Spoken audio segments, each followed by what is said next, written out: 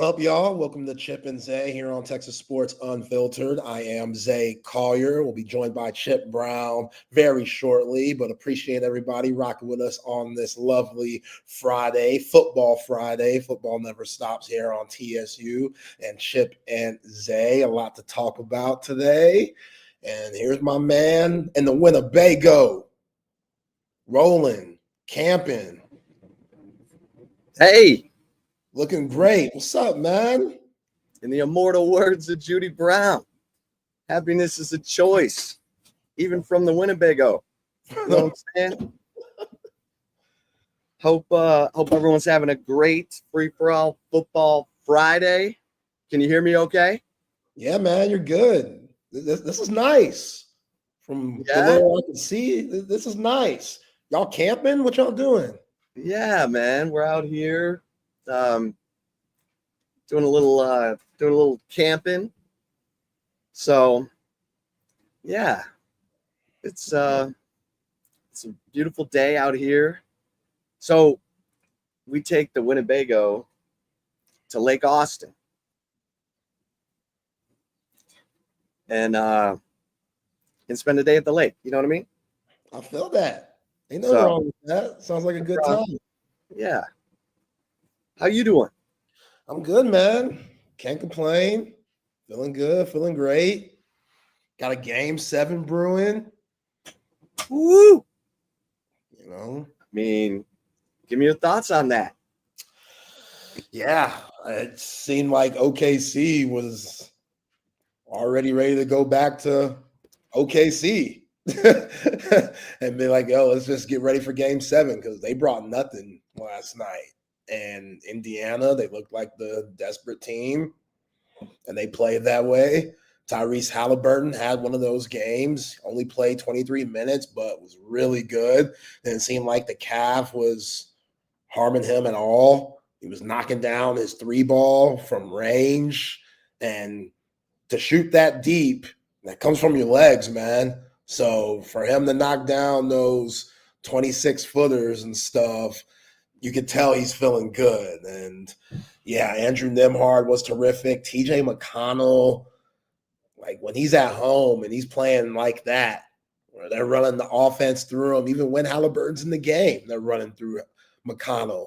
And he's exerting so much energy out there and applying so much pressure with his, dribble penetration. Like if you go back and look at the 60s and stuff, like Bob Cousy and them cats, like that's how he dribbles. Like he dribbles real low, real quick, little pitter patter, very deceptive, changes directions really fast. Like it looks very unnatural, which is why he's a tough guard. And he gets really good elevation on his jump shot in that mid-range. He's not the biggest guy. So in order for you to get that shot off, you got to be quick and crafty to be able to create space. And he's a lot more athletic than people give him credit for. Like there's a video going around social media of him in practice throwing down a nasty 2-hand dunk. And it's like, wow, like you just forget how athletic these guys are, even though you want to consider them a big-time athlete. Like TJ McConnell ain't no Dominique Wilkins. So for him to be this productive, they needed that last night. Rick Carlisle, the chess match between Carlisle and Mark Daigneault has been amazing. Both guys just been going back and forth and making little changes each game. And this game, Rick Carlisle, instead of that pressure 94 feet defense, every time Indiana scores, they're right in your face. And they're playing D immediately. Whoever takes the ball out, whoever gets the ball in, there's Nembhard, there's Nesmith. That's how they've been playing. They took a step back. They started playing more of a half-court man-to-man, which allowed players like Nembhard and Nesmith not to be as fatigued. So offensively, they gave you more juice. Nembhard looked like a completely different player offensively last night than he has majority of the series because he just didn't look exhausted from chasing SGA around. You're chasing the MVP. You're trying to stop the best scorer in the league, dude that's averaging 32 points. So Rick Carlisle said, you know what? Let's try something else. And it worked. And that momentum that Indiana has, even though they're going back to a hostile environment in OKC, you got to feel good about yourself if you're a Pacers fan and if you're the Pacers in general. And if you're OKC, you got to bank on your fans being in it, SGA coming to play, Mark Dagnall adjusting to Rick Carlisle's adjustments in Game 6 and being prepared for that here in Game 7. And everything goes out the window Game 7. It don't matter what you're running. We know your plays. We know what the sweet spots, the analytics, this is where that comes in. We know that Halliburton's struggling from the left side. We know that SGA doesn't want to take threes. Like, we know everything about them if you're both teams. Who wants it more? That's what it's about. Who wants it more? So yeah. I'm excited. I called Game 7 from jump. And, yeah, here we are. Should be a good one. I'm hoping my man Miles Turner is saving his best for last. My man was 1 of 9 last night. Yo, man. but he still does little things, man. Like, he had a huge block on Chet Holmgren that, led that Indiana run in the second quarter. He's hurting. I don't know what's wrong with him. He's a warrior out there. He understands that. Again, how many chances do you have to play in the finals? There's some guys that don't even get a chance to play in it, yet alone win one. So if you're Miles Turner, it doesn't matter what's hurting right now. I'm playing. And every time he moves, you could just tell. He's just that penguin walk, man. That penguin walk is never a good sign. Like, my man looks June basketball. That's what that will do to you. You're playing in June. You're going to be hurting a little bit. And, yeah, hopefully he could give him something. But Toppin was good last night. Like, yeah, those other guys, even though Miles has struggled, they've stepped up, and Siakam, who went demonic last night. Like, there's that video of him. I don't know what he was doing. Brother looks like he was in the poltergeist or something. It was weird. It was weird. I don't know if it was some African stuff, but they showed him and his eyes were rolling in the back of his head like the Undertaker and stuff, and he looked like he was praying. Let me pull this picture up for you because what I'm saying doesn't do it justice. That dude, and the way that he dunked on my man Jalen Williams, which that was an incredible play. Halliburton gets the steal, throws the no-look pass, and then Siakam does the rest and just straight up posterizes Jalen Williams. And, yeah, it was Indiana's night last night. And, well, I'm with Rob. Oh, okay. Yeah, look. Yeah, like this is the team prayer, is it not? Like, that's what everyone's doing. Someone's praying in the circle, and it's like he's possessed. I don't know. I've never seen this before. This is the first. Like, you've been covering sports for a long time. Have you seen anything like this? No. I can't show the video because Disney will try to come for us. We can't have that. But that looks like something out of a horror movie. You kind of have to really close in on his eyes because he's not like looking out of the corner of his eyes for some honey. His eyes are rolled up in the back of his head. Yo, if he's going to dunk on folks the way he did last night, he's good, man. I don't think he gets enough love. I think Halliburton gets a ton of love, and he deserves it. Pascal Siakam needs to get more love. No doubt. Is so talented. And, like, he has a relentless, like, just he's relentless. Yeah. Like, he attacks. He's skinny, so he has like a slithery way of getting to the basket. You know what I'm saying? It's not like KD. No one's like KD, but it's those skinny brothers that are skilled like that just kind of glide when they run the open floor. And, he works angles well, and he's stronger than you think. And you got to respect his outside shot. You know, he's been, and he's one of the only ones in this series that has a ring. Him and Caruso. I can't think of anybody else. Like, he was on that team with Kawhi and them. Yeah. And he was a big part of that. Like, he's been here before.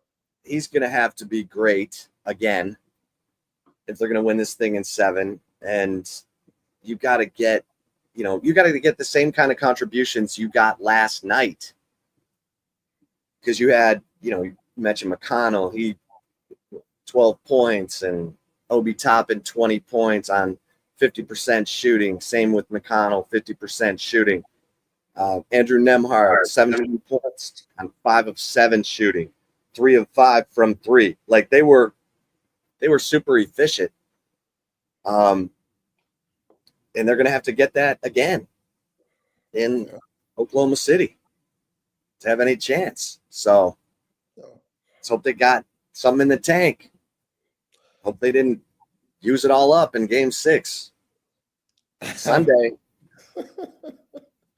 There's a lot of pressure on the Thunder.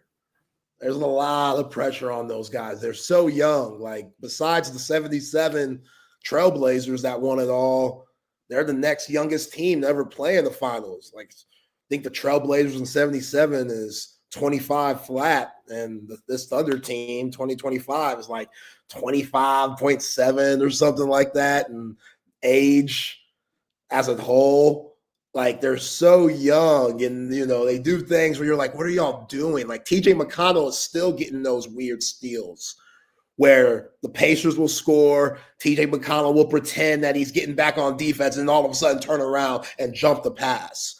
How is that happening in game 6? Like, you're in the league. And I get it. McConnell is tough. He's smart. Like, even though he has more athleticism than you think, the fact that he's in the league and survives this long is incredible. He's not supposed to be here at all. Sean Miller product. Yeah. Got him from Duquesne. He was at Duquesne. Sean Miller said, yo, I need that guy. Transferred to Arizona. Now he's in the NBA, 1 game away from being a champion. But you got to be smart if you're the Thunder. If he screws us over in game 3 on jumping the pass, I know come game 6, he'll probably want to do that again. And the fact that it was still happening last night, and it led to an OLIPOP in 3, and that crowd who loves them some basketball. We've seen Hoosiers, old Gene Hackman, old Jimmy. My man Jimmy said, I ain't playing for nobody except for Gene. Jimmy ain't talked the whole time. Said, yo, y'all trying to fire Gene here? I'm out. Basketball means a lot. And they kept him around because Jimmy was that nice. These folks love them some basketball. They were so rowdy last night. I love this series. Like, this series, I know people say, oh, this isn't a good series for the league because they're quote unquote small market teams. BS. That's absolute BS. This series is incredible. It's real hoops. Like, I saw so many good basketball plays yesterday. Like, both these teams, they're different, but there's a certain pureness in the way that they play, with both of the teams being so young and both of these coaches being so smart. Like, Mark Dagnall, I don't think he gets enough credit for what he's done with these young guys. Like, he got it from the mud. He was coaching in the G League not too long ago. He originally coached Alex Caruso for the Oklahoma City Blue, their G League affiliate team. And he's worked his way up. And now he's on the biggest stage going against a Hall of Fame coach and holding his own. It's good stuff, man. It's good stuff. Like, I couldn't be more excited for Sunday night. Well, and you got to rest Tyrese Halliburton in the 4th quarter. Yeah. It was a 30-point game entering the 4th quarter. So you got to get your star guys some rest. Hopefully that makes a difference. I've said from the beginning, I was picking the Pacers.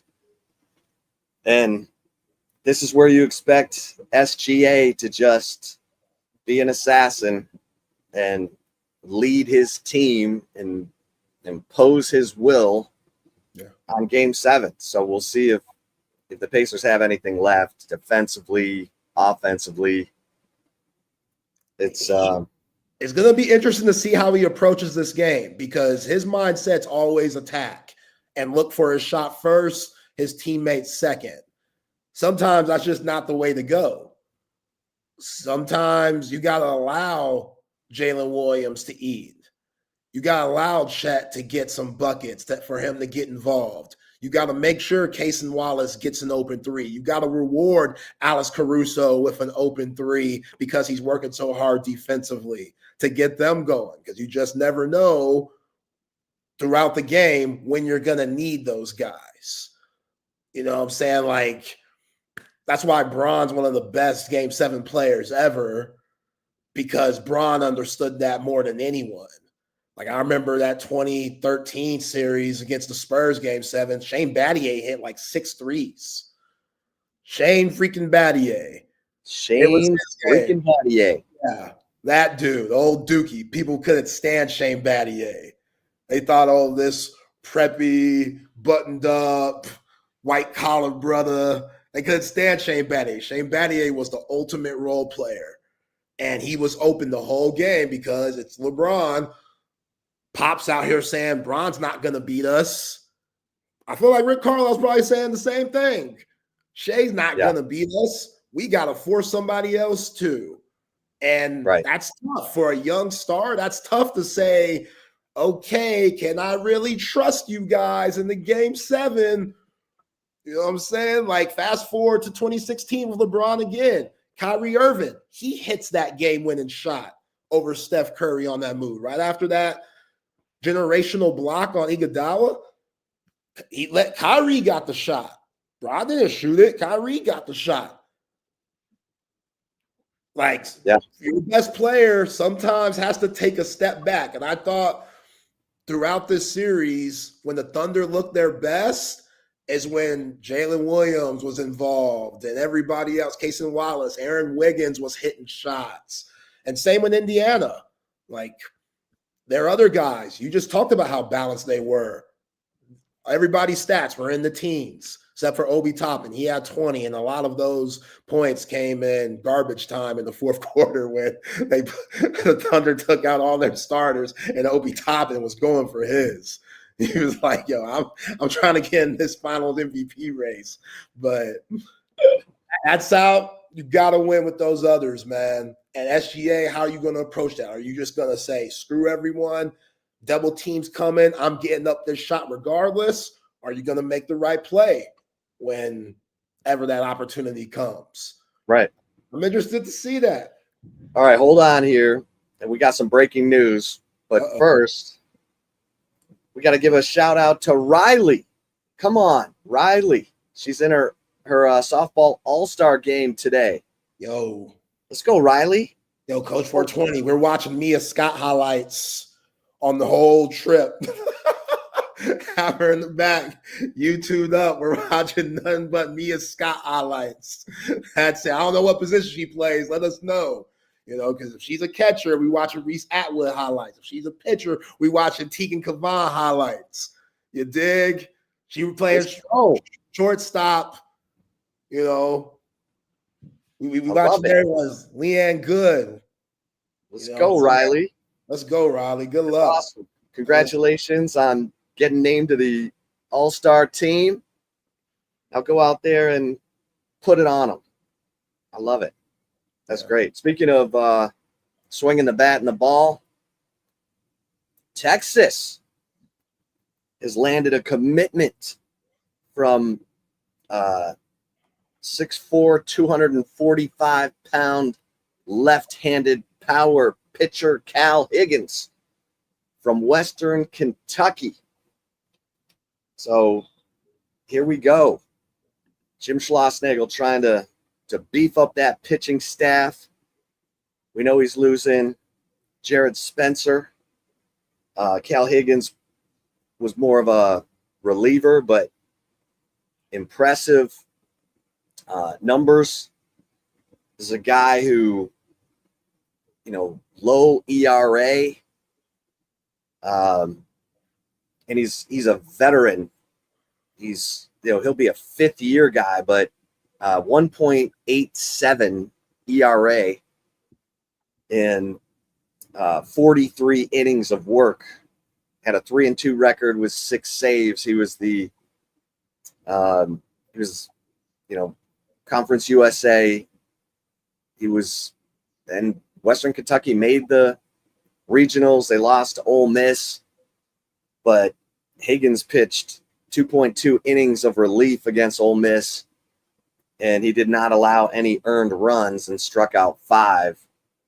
So nice pickup there for Jim Schlossnagle as he tries to, fill out that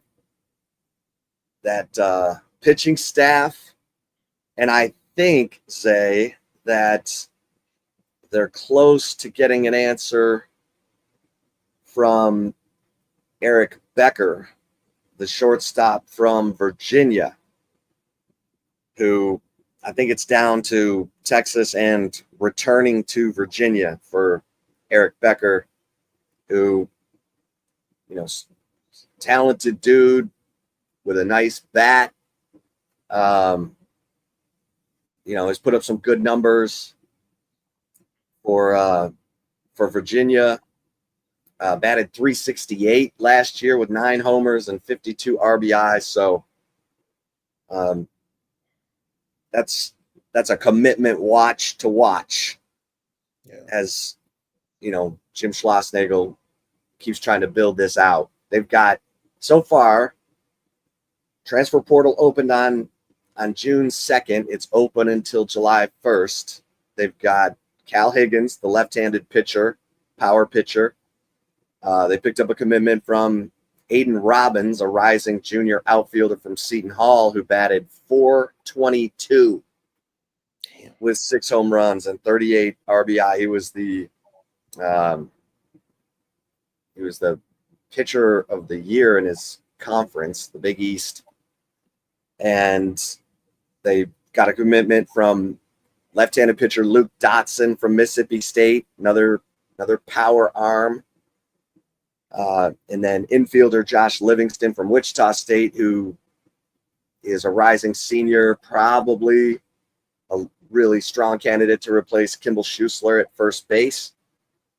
They picked up outfielder Jack Maroknek from Butler, outfielder, rising senior, another guy who, batted .372 with 18 homers, 57 RBI this past season. And Caleb Freeman, who can play infield, outfield. He's a rising senior from Georgia State, who batted .349 with 16 homers, 28 doubles, 46 RBI. So Schlossnagle was trying to, build himself a team that can get to Omaha. Get out of the regional. Yeah. What? We're still waiting on Max. Yeah, still waiting on word from Max Ballou, Jalen Flores, Rylan Galvan. It sounds to me like Ballou and Galvan and Flores are, seriously considering turning pro. Now the MLB draft is mid-July. So we may not hear until after they see what the draft looks like for them to, stay at Texas or go. So yeah, because you could get drafted and then decide, right? I think that's right. Like, see where you're going. Like, oh, Cincinnati drafted me. All right, I'm coming back. Because I really don't know how that works. Rylan Galvan, cool. Max Ballou, cool. gonna miss them, but I could see them trying to move on and live out their dreams on making the show. Jalen Flores, I don't know. Maybe he could use another year in college. As long as they don't sign a contract, they can return to college after the MLB draft. So we may be waiting another 3 weeks to find out what those guys are doing officially. They may have an idea right now, but then you got to see. Like Baloo's projected as a second round pick in some circles, and that's good. It's good signing bonus money. Go get your pro career started. Depends on what you want. You ready? You ready to go, grind it? Single A, double A, triple A, work your way up. Yeah, staying at Motel 6, eating Uncrustables every day. Oh, my God. My favorite moment, Joel Klatt and Mike Harge and I were talking about Klatt's minor league baseball career because he played pro baseball. And I was like, Harge played 13 years in the minors. And Klatt was like, what is wrong with you? Loving the game. Yeah. I mean, he's like, you're paying the clubby to go get you some bread and peanut butter for lunches and riding those buses. And I'll never forget. I mean, Klatt was like, what is wrong with you? 13 years in the month. But yeah, it's tough, man. Love the game. Love the game. It's like that Augie Garrido movie with hot Kelly Preston. All right, we got an update on. Okay, so Riley is a center fielder. She's watching the Caden Henry highlights and the Ashton Maloney highlights. That's what I'm talking about. Those are, man, Caden Henry makes plays. She can burn. Yeah. I bet Riley's a burner. Let's go, Riley. We're cheering for you today.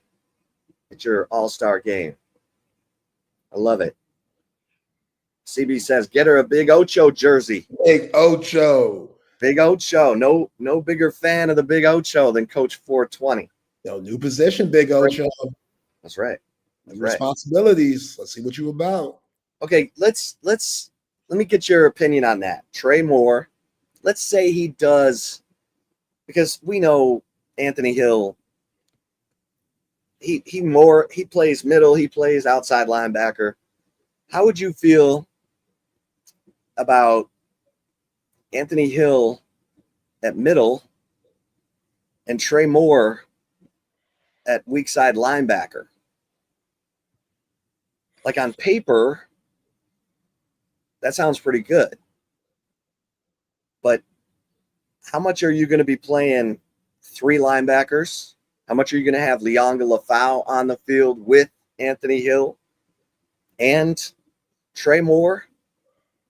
You got a lot of options there.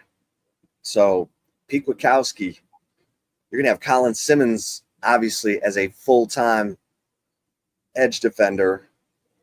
And you're kind of moving Trey Moore around. That should be dynamite. Trey Moore's a football player. Makes plays. Yeah, we didn't see Trey Moore really rush the quarterback that much last year anyway. You saw him going backwards a lot of the time. So I think he was, he got, we know the ignition switch hit against Vanderbilt late October. And then he was getting after the quarterback. He was, he's the guy who hit Carson Beck. He was causing some strip sacks, had a forced fumble against A&M. Was really good down the stretch. And then it was like, okay, what's he going to do? Did he turn in pro? I heard the draft grades were indecisive on him because the NFL doesn't see him as a hand on the ground defensive end, either in a 4-3 or a 3-4, more of a outside linebacker in a 3-4. So this is a big year for Trey Moore because he's got to show his teammates and coaches at Texas, first of all, that he can make those plays in space instead of just coming off the line.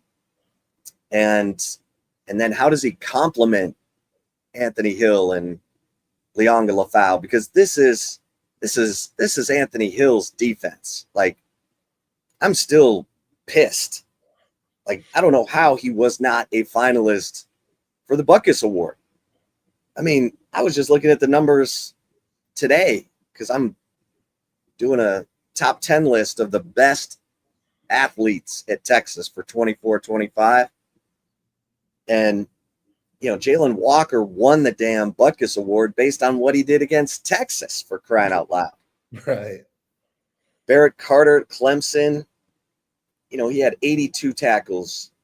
Chris Paul Jr. at Ole Miss, 88 tackles. Not to mention, you know, the only guy who had more tackles than Anthony Hill was Carson Schwessinger of UCLA. He played on a bad team where the defense was on the field nonstop.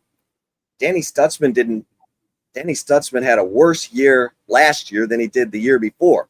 Mm-hmm. And they gave him a Butkus Award finalist. And Anthony Hill had 113 tackles, 16 and a half tackles for loss. That's more than any of the finalists. He had 8 sacks, more than any of the finalists. He had 4 forced fumbles, more than any of the finalists. And the guy had an interception and a fumble recovery as well. Would have had a touchdown. Yeah. Would have had a pick 6. But our guy, Big Ocho, got a little fired up, pushed the guy in the back. Yeah. Hopefully Big Ocho's paid Ant Hill back somehow, like a steak dinner or some way he could use his NIL money or NIL connections to make up for screwing our guy Ant Hill over. But yeah, I think Trey Moore is going to be just fine. I think him and Pete Kwiatkowski's defense in year 2, because I think a lot of part of him that first half of the season, Chip, of him starting off slow, was him just getting acclimated, not only to Pete Kwiatkowski's defense, but also to just like the speed of the game at Texas, other than playing the teams that you played UTSA, which he dominated Conference USA, but we all know different competition there. So that's an adjustment. Once he figured that out and got his feet wet, and then we saw him play at a really high level. So I think this year being even more comfortable, even though he's technically a part of that linebacker crew, I still think he's going to do some of the things that we saw last year. I just think that now, especially with the depth that you need to go far in the postseason, I think that's more of the move there. Like, okay, now we add another guy to a linebacker room, which is already pretty stacked with LaFau, Spence, and Anthony Hill, and Trey Moore with his experience. This is a solid linebacker core. Yeah. I mean, Spence is a playmaker.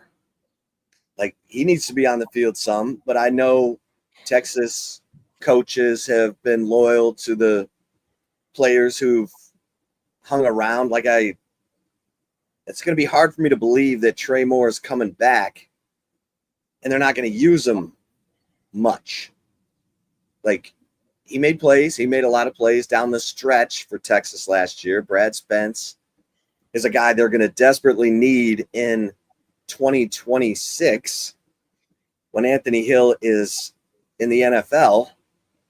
And then you've still got, you know, you're bringing along the young guys, Elijah Bo Barnes, Ty Anthony Smith.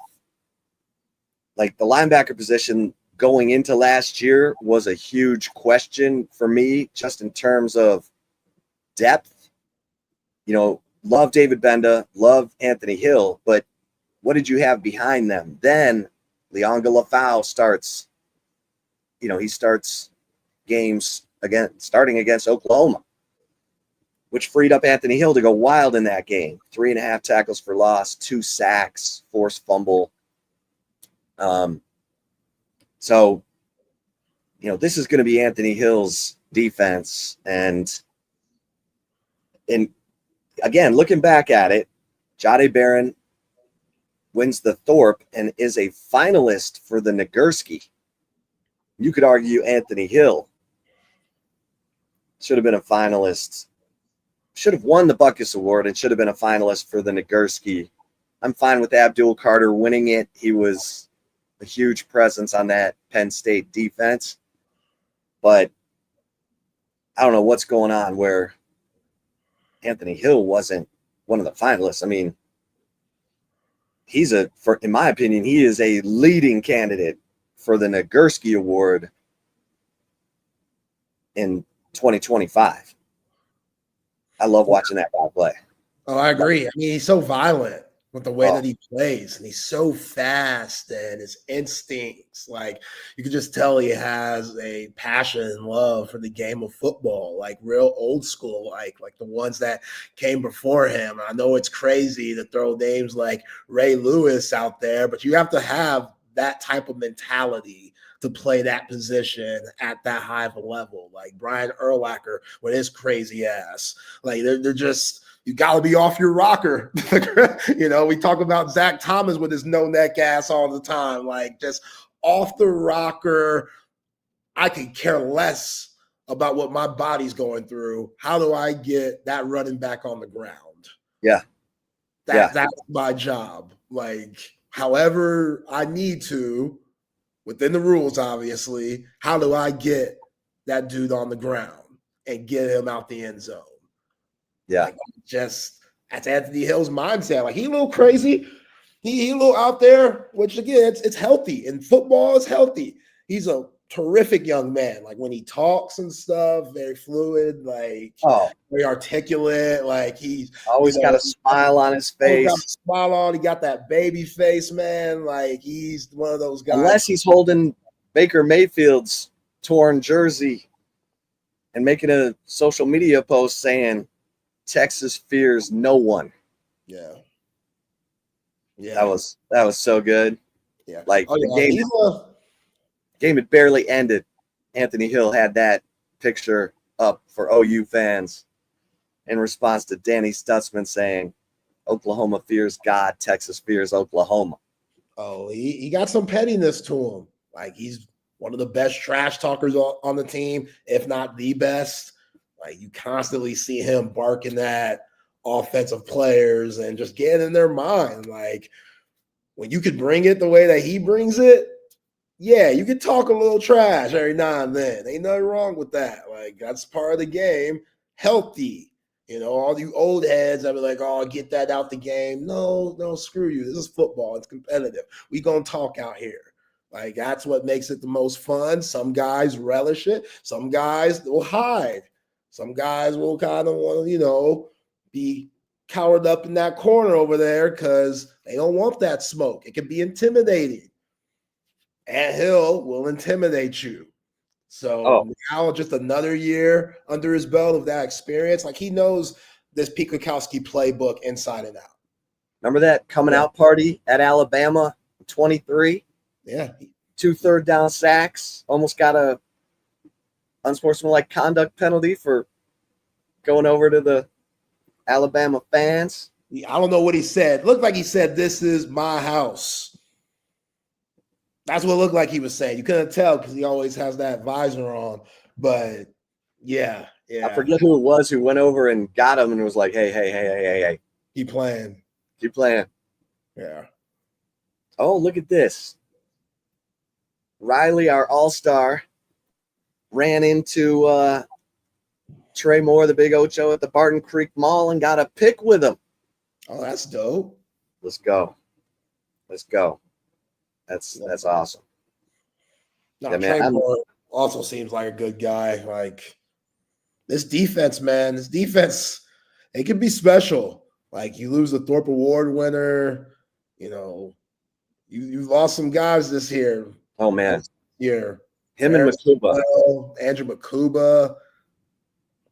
Those are my like, okay, we got Derek Williams back there, Jelani McDonald, Michael Taft, obviously the All-Americans returning.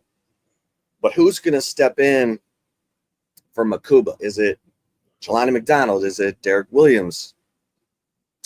Because it was interesting that I'd heard Derek Williams was a guy during spring football, that Derek Williams was a guy they wanted to see at Star.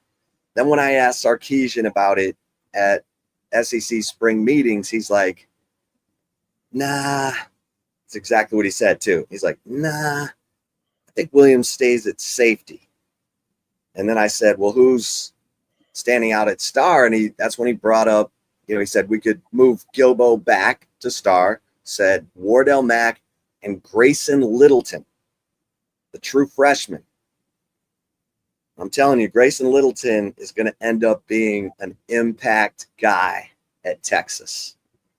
Mark that down. Because you got your sticky notes. You need to put that down for yourself. Yeah. Oh, yeah. Yeah, you need to.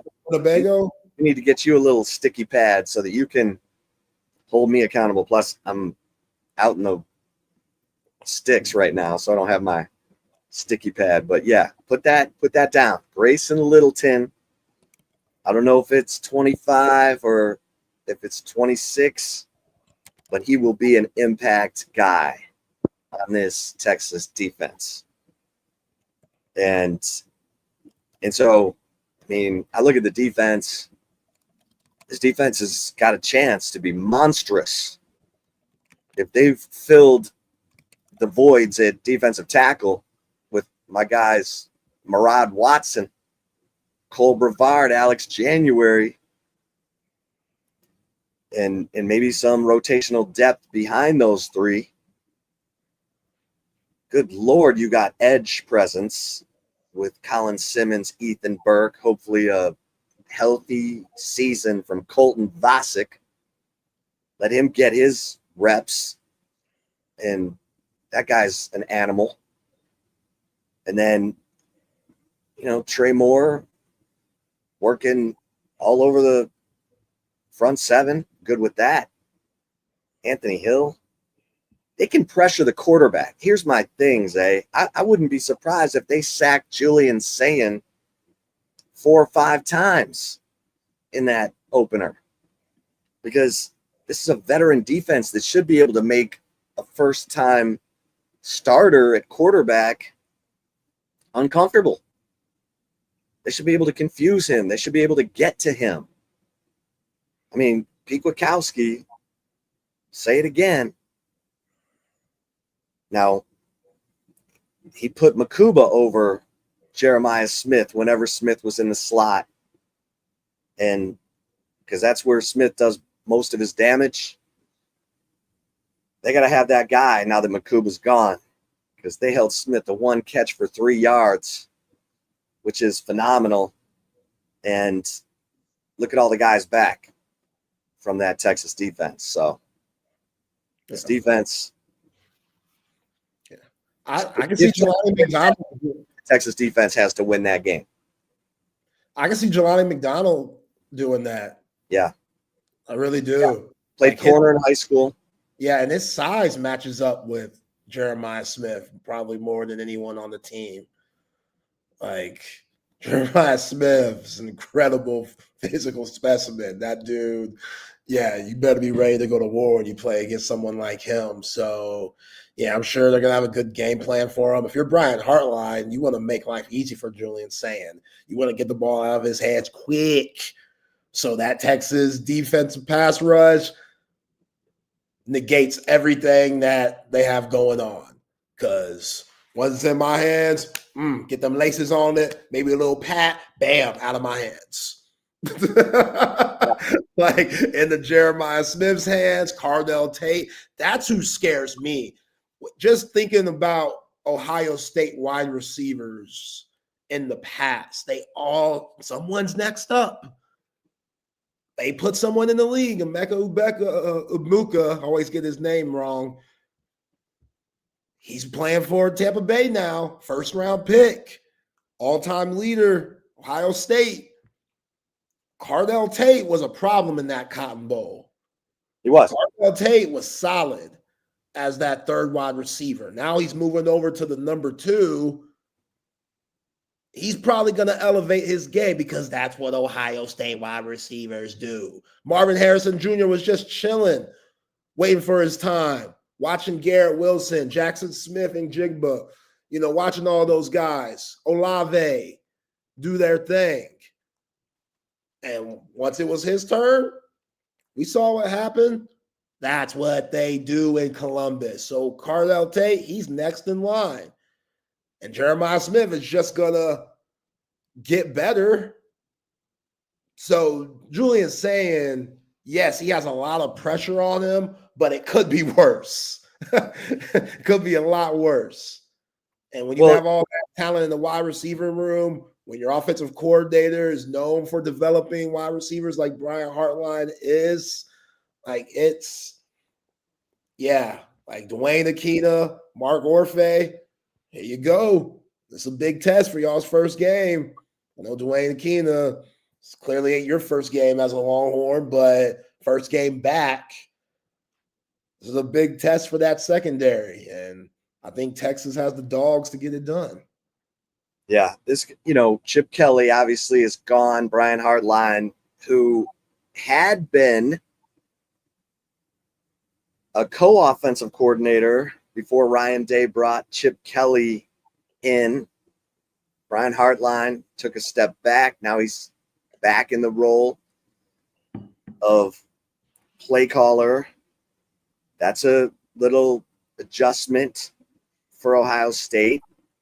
And you asked Hummer about the running back position because they don't have Quinshon Judkins anymore. They don't have Travion Henderson anymore. They've got James Peoples and C.J. Donaldson, the West Virginia transfer. Texas fans will remember C.J. Donaldson from 2023. And that dude's a football player. He was a tight end who they moved to running back. Big, strong dude, 230, who can pound you. So, yeah, we were talking about him when Chad Scott came along. Yeah. Seeing what was up with that. And clearly, Texas was good with their running back room. That. Woo! Yeah, man. That running back room is loaded. I'm interested to see how they keep everybody happy. I thought someone might have peeled off. I mean, you got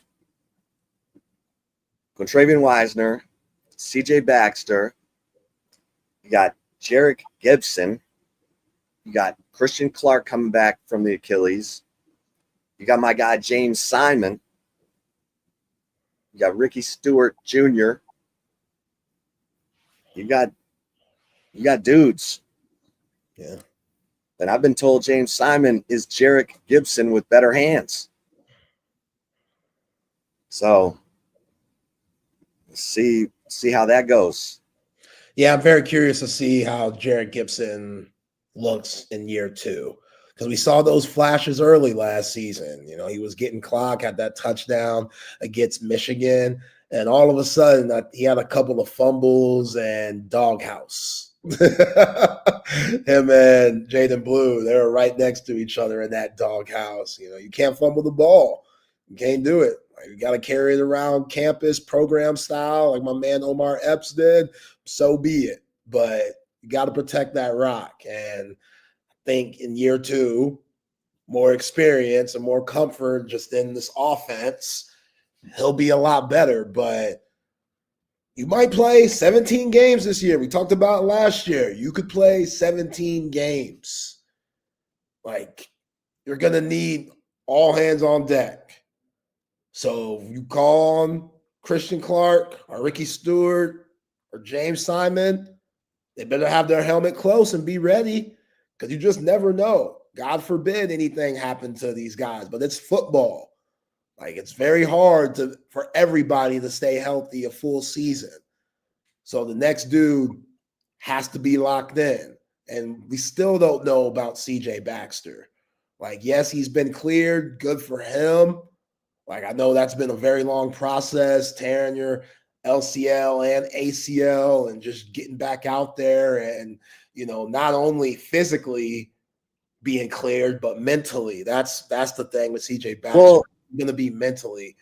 And the other thing, him playing in that gap scheme in high school and still, trying to get used to playing the zone scheme, which that's the bread and butter of Steve Sarkisian's offense, that outside zone run. And he didn't get to play last year. So how much has he progressed in terms of his comfort ability in running those zone runs where, the line of scrimmage is all flowing in one direction and it's up to the back to find that crease, cut and go. And I think we all assume CJ Baxter is going to be a lot better, a lot more comfortable because he's had time to study. He's able to get out there and these summer practices, they do 2 hours a week and show what he can do because he's a big, strong kid who can catch the football and his confidence should just keep going up.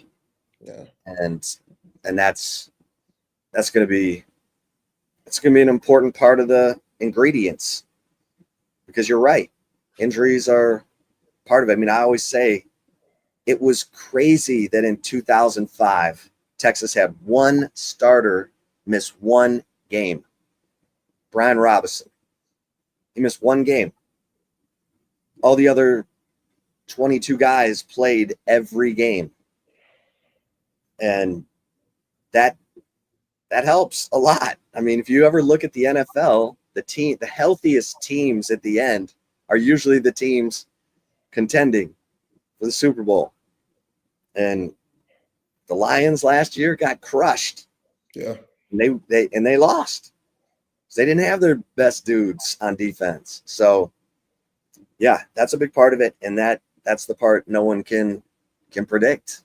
So 2023, CJ Baxter, once Jonathan Brooks, speaking of injuries, but once Jonathan Brooks tore his ACL and now it was CJ Baxter and Jaden Blue, you saw flashes.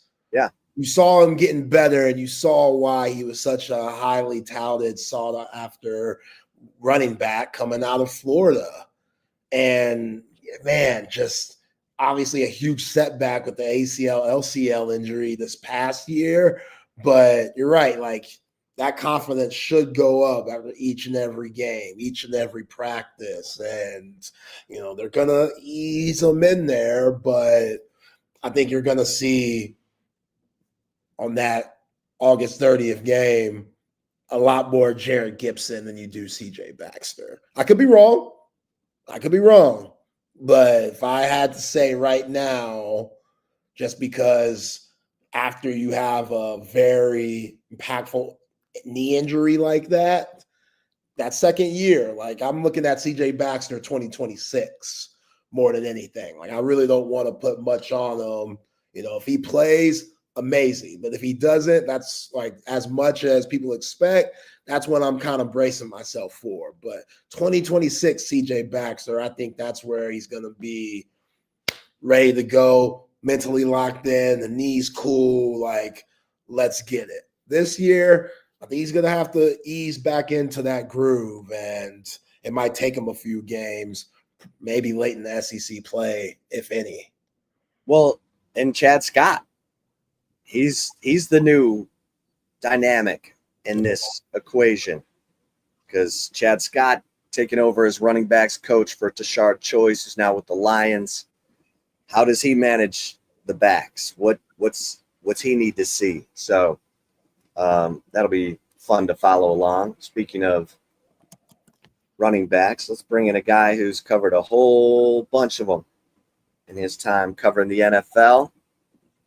He is in the Texas Sports Hall of Fame for his coverage of the NFL and all things Houston. He's in the Pro Football Hall of Fame for his coverage of the NFL. The one and only John McClain. John, I mean, you saw in your time covering the league some great running backs, including Earl Campbell right there in Houston. Do you have like a top three? Number one's Jim Brown. I saw Jim Brown on TV when I was a kid, and I think Jim Brown's the greatest player I've ever seen. Jim Brown and Tom Brady is the greatest quarterback. The greatest top five to me would be Jim Brown, Tom Brady, Jerry Rice, Reggie White, and Lawrence Taylor. And those are all the greatest players I've either seen or covered. And I covered the last four, but I watched Brown a lot. And one time he was here with the Browns against it was the Texans because he worked for them. And he was in the lobby, and I was picking up a friend of mine cover the team. And I wanted to go up and shake his hand, just tell him how much I liked him and respected him and admired him. But my hand was shaking so much I couldn't do it. It's just like in 1983, was 82, last game at Memorial Stadium in Baltimore. And we didn't know it at the time. Johnny Unitas, who I grew up playing like I was him in the backyard until Don Meredith became prominent with the Cowboys. And I had number 19 uniform, and I was on the sideline on the Oilers side of the field. And I walked over on the Colts side of the field because Johnny Unitas was standing there. And I walked up and I stood behind him, and I'm like, my God, he's supposed to be so much taller. And he wasn't much taller than me. And I'm like, what am I going to say if he turns around? And so game ends, he starts walking toward the Colts locker room. People are coming up, pounding him on the back, shaking his hand. I'm walking behind him, and I'm trying to think of what I'm going to say. And I sounded like just talking to myself, Porky Pig. I'm like, and I never did say anything to him. But he and Jim Brown were the two that I wanted to shake their hands and tell them how much I admired them when I was a kid. And my love for pro football had a lot to do with watching those guys play. The greatest, the most elusive back I've ever seen is Barry Sanders. The best breakaway was Gale Sayers. The best power back was Earl Campbell because Jim Brown had speed and power. He weighed 230. You know, Earl came in 225, 230, and then I think he ended up getting up over 240. And but it's hard to beat that. And I see lists all the time done by a lot younger people in the media, so they put players they're used to. But I'd put Earl Campbell and Jim Brown and Gale Sayers and Barry Sanders, and the best all-around running back was Walter Payton. He could throw, he could block, he could run. And when I go to the Pro Football Hall of Fame, I like to go into the theater and go up to those and push the buttons next to them where you can see their greatest runs and catches. And I never get tired of seeing Earl run over people, beginning with Isaiah Robertson, his rookie year in 78 with the Rams, in which he gored Robertson, knocked him on his ass. And then all those. Gale Sayers, if Gale Sayers hadn't blown out his knee on an open field hit by 49ers corner Kermit Alexander, no telling what he would have done. 20 touchdowns as a rookie. But anyway, those are the greatest I've ever seen. And I never get tired of reading about them or watching them. It's awesome. Yeah, John, you said you had Lawrence Taylor 5, Reggie White 4. What do you got against Lawrence Taylor? You're not a fan on playing on crack cocaine? No, I didn't say 4 or 5, Isaiah. I said those are the 5 best. Okay. I don't have any apparent order. Okay. Reggie White was the greatest pass rusher in history. LT was great too. Both of them were great, but maybe the most impressive stat I've ever seen was during the strike year of 87. And I think Reggie White had 21 or 22 sacks in 12 games. I don't think anybody's ever had that kind of average per game. And of course, Lawrence Taylor, think how good he could have been if he'd actually worked at it. Now, he played hard, but he played off the field hard, and he wasn't a hard worker in the weight room and all that. It was natural, God-given strength. But if he had put his mind to it all 24/7 like you're supposed to, he would have probably been better than Reggie White. But I've never, ever seen two dominant players like those two. So, John, he was before my time covering sports, but Kiki D. Ayala has the single season sack record at Texas, 22 and a half sacks. And do you remember him? Sure, Kiki D. Ayala, yeah, of course I do. And then I don't remember him having a big pro career. And and the fact is, he was a really good player at UT. UT had so many good players back then. But, you know, to even mention his name while we're talking about these others, I'm like, what are you doing bringing up Kiki when we're talking about the greatest of the great? He was a great pass rusher for the Longhorns. Right. Well, I say that because everyone's looking at Colin Simmons as a guy who could break the single season record. And it's such a outlier, the 22 and a half sacks, because the next closest isn't anywhere close to that. So that's the only reason I bring it up, because I do think Colin Simmons is a guy who will end up having a good college career and turn right into a go-to pro career. Kiki Dalla was his sacks official, kept on the official stat sheet, because, and it's not like he played in the 50s or the 60s, but sometimes, and I've seen this a lot, and I see it a lot now, like after a game, you'll see an official stat that a guy has 3 pressures. And then you'll see next gen stats or PFF, oh, he had 8 pressures. Well, those are not official. What's official are the game stats from the game crew that does it every game, seasoned statisticians. But we all take the others. We take whatever we think is best and the most impressive.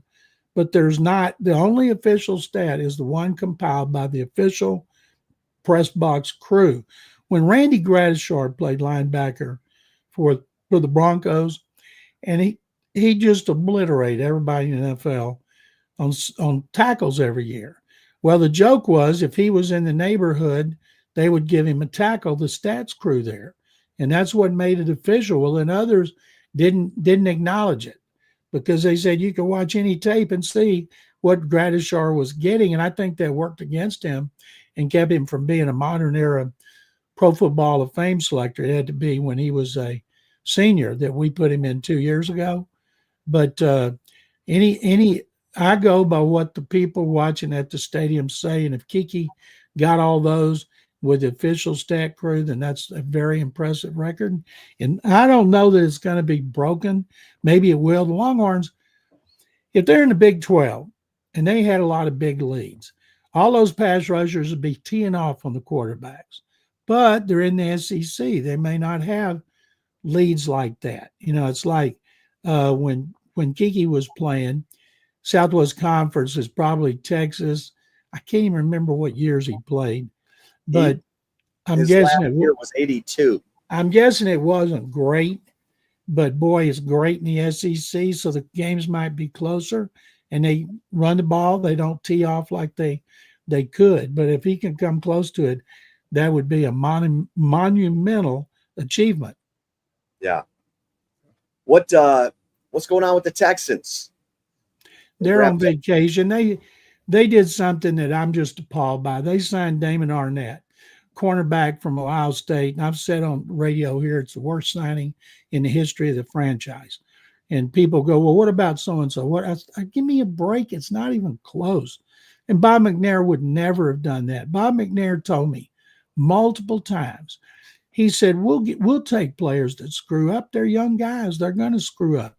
But what we don't want 2 things: people that beat on women, and we don't want patterns of bad behavior. Because when, if you get busted for pot or you're breaking up a bar after hours, that's one thing. But if you have a pattern of doing those, we don't want you, because those are the guys that become cancers in the locker room at the first sign of trouble. And Damon Arnett doesn't just have a pattern, he's got a roadmap. And he's got too many transgressions for me to go over unless you got an extra hour. But he just got fined this month by a judge. I think he had to pay restitution, 75 grand for a woman he smashed her head in the wall or face in a wall. He's been busted for drugs, including crystal meth. He's done guns. He's done guns on the internet. I'm thinking, how stupid can you be? And the stupidity part of it, like he was driving somewhere, I can't remember. Police pulled him over and they cut him some slack. They told him, okay, let your friend drive.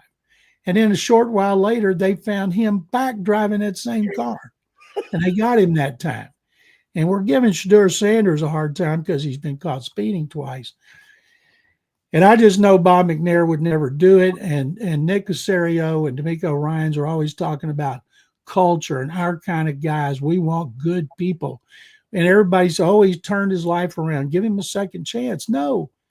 Kansas City gave him a second chance after the Raiders cut him. Kansas City take anybody. And then Miami gave him a third chance. So this is his fourth chance. And I know they needed a veteran corner because Ronald Darby retired, but there's got to be another corner. And they're like, and they have commented on it. Can't wait till we get to camp and ask them, why would you take a guy? And they'll say, we vetted him and he's turned his life around and all that. John Gruden, who drafted him, one of the worst draft picks in Raiders history, he's gone online talking about he's turned his life around. And maybe he has. I think that'd be great. Go out there and talk to kids that are in the same situation. But last year they bombed out with an Ohio State corner and Jeff Okuda. And now they're going to, I'm guessing, bomb out again with Damon Arnett. I just can't believe they couldn't have found somebody better to fill that role. And but he's turned his life around. And if he doesn't make the team and he gets cut, he's not going to make any money. But all that's beside the point. Does he fit with everything you preach about culture and being good people? He certainly has not shown it. Yeah, crystal meth. Who's this guy? Walter White? Good grief, man. That's tough. That's tough, John. But speaking of Shadur Sanders, talk about that situation. I mean, I feel like a lot of people are wanting Shadur Sanders to fail. Obviously, he dropped very far in the draft, and here he is with 2 speeding tickets going 101 and a 40. Like, that's not good. Well, somebody said he must be on his way to Athens, Georgia, because he'd fit right in there. And the thing that out of all this that got me, and I wonder if the police are going to get in any trouble on this, his girlfriend was driving 92 and they let her off the hook. The cop said to him, I'm going to cut you some slack and I'm not going to write her a ticket. Well, when you're doing 92, don't you deserve to get a ticket? So anyway, he said the right stuff when he did a podcast, and good for him. If that's the worst he ever does, he'll be doing great. And but I'm trying to think, when I was that age, I probably didn't have a car to go over 70 or 75, and maybe if I had one that go 150, I would have driven faster. I'll never know. But one of the things young people do, and that's guys, y'all have done it, I've done it. We've gone way over the speed limit at one time or another. But boy, the cautionary tale, Henry Ruggs, still sitting in the slammer for killing a woman and her dog. Now he's talking about he wants another chance, and guys are still going to do it. But man, oh man, I don't think, because he's Shadur Sanders, Deion's son, anything he does is going to be magnified, and he knows it. So, John, Jalen Ramsey is apparently seeking a trade, or the Dolphins have sought to trade Ramsey since early April. He wants out, and he wants to go to the West Coast, preferably the Rams or the Chargers. And we've thought that they're going to trade him to the Rams, but his cap figure is way too high, and he's due to make 20-something million. And he was worth that at one point in his career, but he's not now. So I'm sure they're worried about, number one, are the Dolphins going to pick up any of that money? You know, what are they going to do the deal on? But he's going to be traded. And I'm wondering why the Dolphins, who are not picked very high, right now there's some people picking the Patriots in Mike Vrabel's first season to be better than the Dolphins and Mike McDaniel is on the hot seat. So why are you getting rid of a guy unless you have other people to start? You feel better about them, but he's gone. It's just a matter of where. Yeah, what's going on with the Dolphins, in your opinion? Because you're right. The perception of the Dolphins is dropping. I'm not sure. They didn't make the playoffs. Tua Tagovailoa, when he's healthy, he plays well. Devin Achane or Achan, I can't remember what he's calling himself now, is one of the best breakaway backs in the league, outstanding receiver. He has a problem staying healthy. They got Raheem Mostert. Those two are 2 touchdown machines, so they got a running game. And I'm not sure. I would still, Buffalo should run away with that division, but I got the Dolphins as a solid second, and the Patriots and the Jets battling for third and fourth. You know, John, this Aaron Rodgers thing is just so weird. Like, he's wearing a wedding ring, and people, dug around and kind of seeing is he really married to somebody? Like, what is that? Like, some people are calling it a Manti Te'o situation, but I'm sure this is the last thing Mike Tomlin wants for his new quarterback who just got there, is already doing Aaron Rodgers things. That's a good way to put it, Zay. Aaron Rodgers things. He loves the drama. He loves the spotlight. Says he doesn't, but it's obvious. He could say, yeah, I got married. And they can't find any record of anything. Knowing him, he got married. He got married in the dark, but there wasn't really a woman there in the darkness. But Aaron Rodgers manages to stay in the news. I'd love the time to come when Aaron Rodgers is just a quarterback, not involved in any controversy, the limelight, or anything else. It's certainly not the Steeler way. And I still can't wait to see if he's going to do Pat McAfee every week with the Steelers the way he's done with the Jets and the Packers, because if he does, every week he creates controversy, and then all the media has to go the next day and ask him about it. Then they got to go to his coaches and teammates and ask them about it. And it's about 2-day news cycle. And Tomlin doesn't want that because he's trying to make the playoffs in maybe the best division in the NFL, competing with Baltimore and Cincinnati. Yeah. Oh, man. Okay, give me your take on the Chiefs, because you've got, Mahomes and Kelsey back. They just spoke publicly about what they want to get done. Are you buying the Chiefs in 2025? Well, they were 15-2 last year, but they struggled to win a lot of games, won a lot of close games, got blown out in the Super Bowl. Super Bowl loser doesn't go back. Only the Patriots of Super Bowl losers have gone back in 30 years. I think they'll win the division. There's a lot of people looking to pick somebody else, so they're taking Denver over the Chargers, and I think Denver ought to be improved. I think the Chargers will be improved. That'll be a really, really good and competitive division. But I'm not picking the Super Bowl because I'm going with Baltimore or Buffalo. I'd be happy with either one of them. And I pick Baltimore every year, so let me keep doing it. But Josh Allen and Lamar Jackson, both those guys want desperately to win a Super Bowl. Jackson's won 3 MVP awards. Allen finished second last year. I'd love to see either one of them. If I pick Baltimore, I'd like to see Baltimore and Detroit. If I don't pick Baltimore, I'd like to see Buffalo and Detroit. And of those teams, I'd like to see Detroit win because they're your favorite team, number one. And number two, because they have suffered longer than anyone, including Buffalo. At least Buffalo went to 4 consecutive Super Bowls. Last time Detroit played for a championship was in the 50s, and you weren't even born. And so those would be my teams. And I think the AFC West is going to be so competitive. Could have 2 wildcard teams and then the Chiefs. But I just don't see the Chiefs going back to the Super Bowl. Yeah, that's when the Bobby Lane curse started. Once they traded him to Pittsburgh and after the 57th season. And then you said you went out and talked to Bobby Lane, and it's like he forgot all of his hard partying ways. I did in the late 70s. I went out to his office in Lubbock, I'd done all this research, and I was going to do this huge story on the Sunday Chronicle on him. And I'd gone to Chicago and interviewed Bill Veeck and George Alice. I'd gone to St. Louis for Bud Wilkinson. He came out of retirement to coach the Cardinals. And I was all fired up about Bobby Lane. All my Longhorn friends were fired up about Bobby Lane. And he was fine until I started asking him. And I was very diplomatic about his notorious partying. And he denied everything, denied. And he was denied it so much, I was unnerved. I'm glad I waited till near the end. And I'd say, but nope, he cut it off. That's all made up by the press.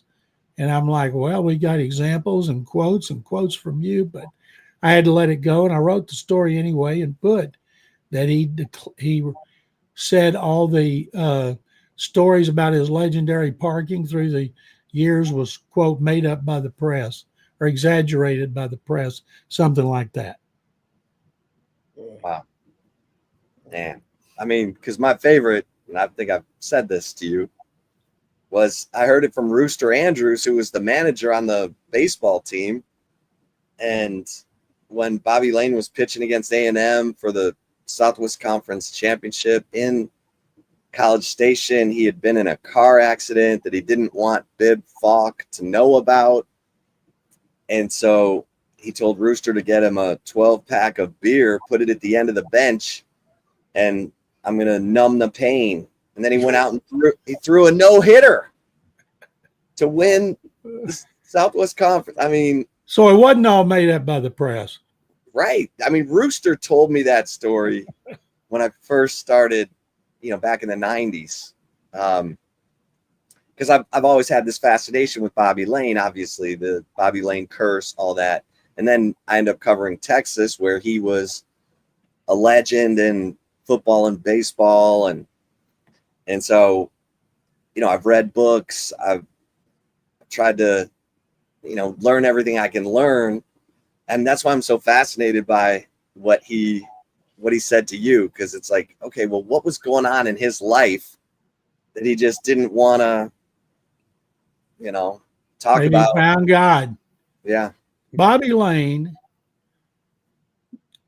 Joe Namath, and Kenny Stabler were probably the biggest partiers. Now, there may have been linemen in other positions, Max McGee, Packers receiver, notorious partier, but they were the quarterbacks, and Lane was the first one. He might not have been the biggest partier. Sonny Jurgensen and Billy Kilmer were legendary. It's interesting, isn't it? We're talking to Don Meredith. We're talking about quarterbacks, and the players in other positions did it too, but that's just because they're the most famous and the most important. That's the first thing I learned about Bobby Lane once he left Texas, is I knew he played in the NFL. I knew the Steelers screwed up, but what a legendary partier he was, going back to when he was at Highland Park. Yeah. Yeah, he was Johnny Manziel before Johnny Manziel. Yeah, at least that those other guys actually did something in the NFL. Yeah. Yeah. That was the Lions' last championship. Wow. What was that, like 55, 56, somewhere in there? Yeah, 50, 56, and 57. And then he broke his leg. They had a backup quarterback they liked, and they traded him to Pittsburgh. And he just disappeared into the black and gold night because they were the worst franchise in the NFL. Yeah, and on his way out, he said, this franchise won't win again for 50 years. And he was, let's see, what year was that? They actually started winning in, 72 or 3, somewhere in there. I can't remember when they started the 4 out of 6. We just know they were the dominant team in the 70s. I'll tell you an interesting story since we're talking stories here. In 1999, Carol and I were at Pro Football Hall of Fame, and the Browns had just been reborn, and they had their new stadium. So they bused everybody from Canton to Cleveland to the new stadium, which is about an hour. And they had this monster party set up on the club level. And it was a great, great event. And at my table was Kenny Houston and his wife, George Blanda, who I'd never met, and his wife, and I think Willie Lanier and his wife, and Carol and I. And my wife, Carol, was sitting between me and Blanda. And he was kind of messing with her, giving her a hard time because she's asking him questions. And his wife said, George, start being nice. And so I decided I was going to ask him a question. I'd introduced myself, told him what I did. And I said, when I got to Houston, I started hearing that when you left to leave the Oilers to go to the Raiders, you said about Bud Adams, you would never set foot back in Houston as long as the fat Indian owned the team. And he looked at me real serious and he said, I bet Jack Gallagher wrote something like that. That was a Houston Post longtime columnist. That sounds like the media and the press. I did not say that. I said, oh, sorry. He said, what I said was I'd never come back to Houston as long as the big fat Indian. And he slapped his thigh and just laughed his ass off. Wow. That's Wow. so good. Was Bud Adams the most despised owner? I think John McMullen was the most despised owner in the history of Houston. Back when the Astros were loaded with young players, Speck Richardson was their general manager, and he was crucified for trading Joe Morgan, Rusty Staub, Mike Cuellar, John Mayberry, all these young players who went on to be stars other places. And then I found out I hated him, never met him. And after I'd been here a few years, it was just told Roy Hopkins, the owner, told him to do it. And he took all the blame. And John McMullen, who everybody hated, New York carpetbagger, they called him in the media here. And when he refused to re-sign Nolan Ryan, he made him the first $1 million player in '80. And Nolan had a great career here. And he refused to sign him, so he goes to the Rangers, throws 2 or 3 more no-hitters. I've never seen media eviscerate an owner like McMullen. At least Bud won 2 championships here. He brought pro football here, and they lost the 3rd championship in double overtime. He hired Bum Phillips. They came 2 seasons short of going to the Super Bowl because of the Steel Curtain Pittsburgh team. And so Bud was ripped constantly. If his daughter, Amy Adams Strunk, the current owner of the Titans, had owned the Oilers when they were trying to get a new stadium, they'd have gotten a new stadium and they'd still be here. As it is, they're getting a new stadium in Nashville when their current stadium was opened in 1999. They're already getting a new one. Yeah, what do you make of that, John? Because I was up in Nashville and they're like building it right next to where the other one was. Yeah, Wow. it'll be Nissan Stadium, and they'll tear down the current one, which opened in '99. And I told Amy Adams Strunk, I said, this was 2 years ago when they'd gotten it approved. I said, you are a very popular owner up here. You've done everything right. And they were winning at the time under Mike Vrabel. I said, you're getting this because of you and the way you're portrayed in the media and the fans. And she said, no, it's because we had a lot of hardworking people working behind the scenes. And I said, I'm sure you did. But, and then what left unsaid was, if your dad on the team, you'd never had a prayer. But that's a fact. And now they'll move. I think they move in that stadium. I don't know if it's 26 or 27, but I've seen a lot of it because they let the media go in sometime and shoot videos and stuff, and it's going to be a dome. And they're hoping to get Final Fours and Super Bowls and everything that go with that. And they'd like to get a new stadium here, and it's going to be a tough road to hoe because this one opened in 2002. It's amazing how many teams are trying to get new stadiums right now. Who needs one, John, in your opinion? Oh, gosh, say, let me think a minute. I'm trying to think of this. Oakland, San Francisco. Oakland had to leave. That was a terrible, terrible stadium. Terrible. Old Candlestick Park was awful. Anything that shared a field with a baseball team and you had to work with the dirt infield until baseball season was over. Those things were terrible. And I'm thinking right now off the top of my head, boy, I can't think of one. I know Jacksonville's trying to get a new one. Buffalo's be quicker. Philadelphia's trying to get a new one. And I'm like everybody else, what's wrong with the current one? Well, when you get new stadiums, you have more suites and you make more money from the suites, which is bigger income from the tickets in the regular stands. Yeah. That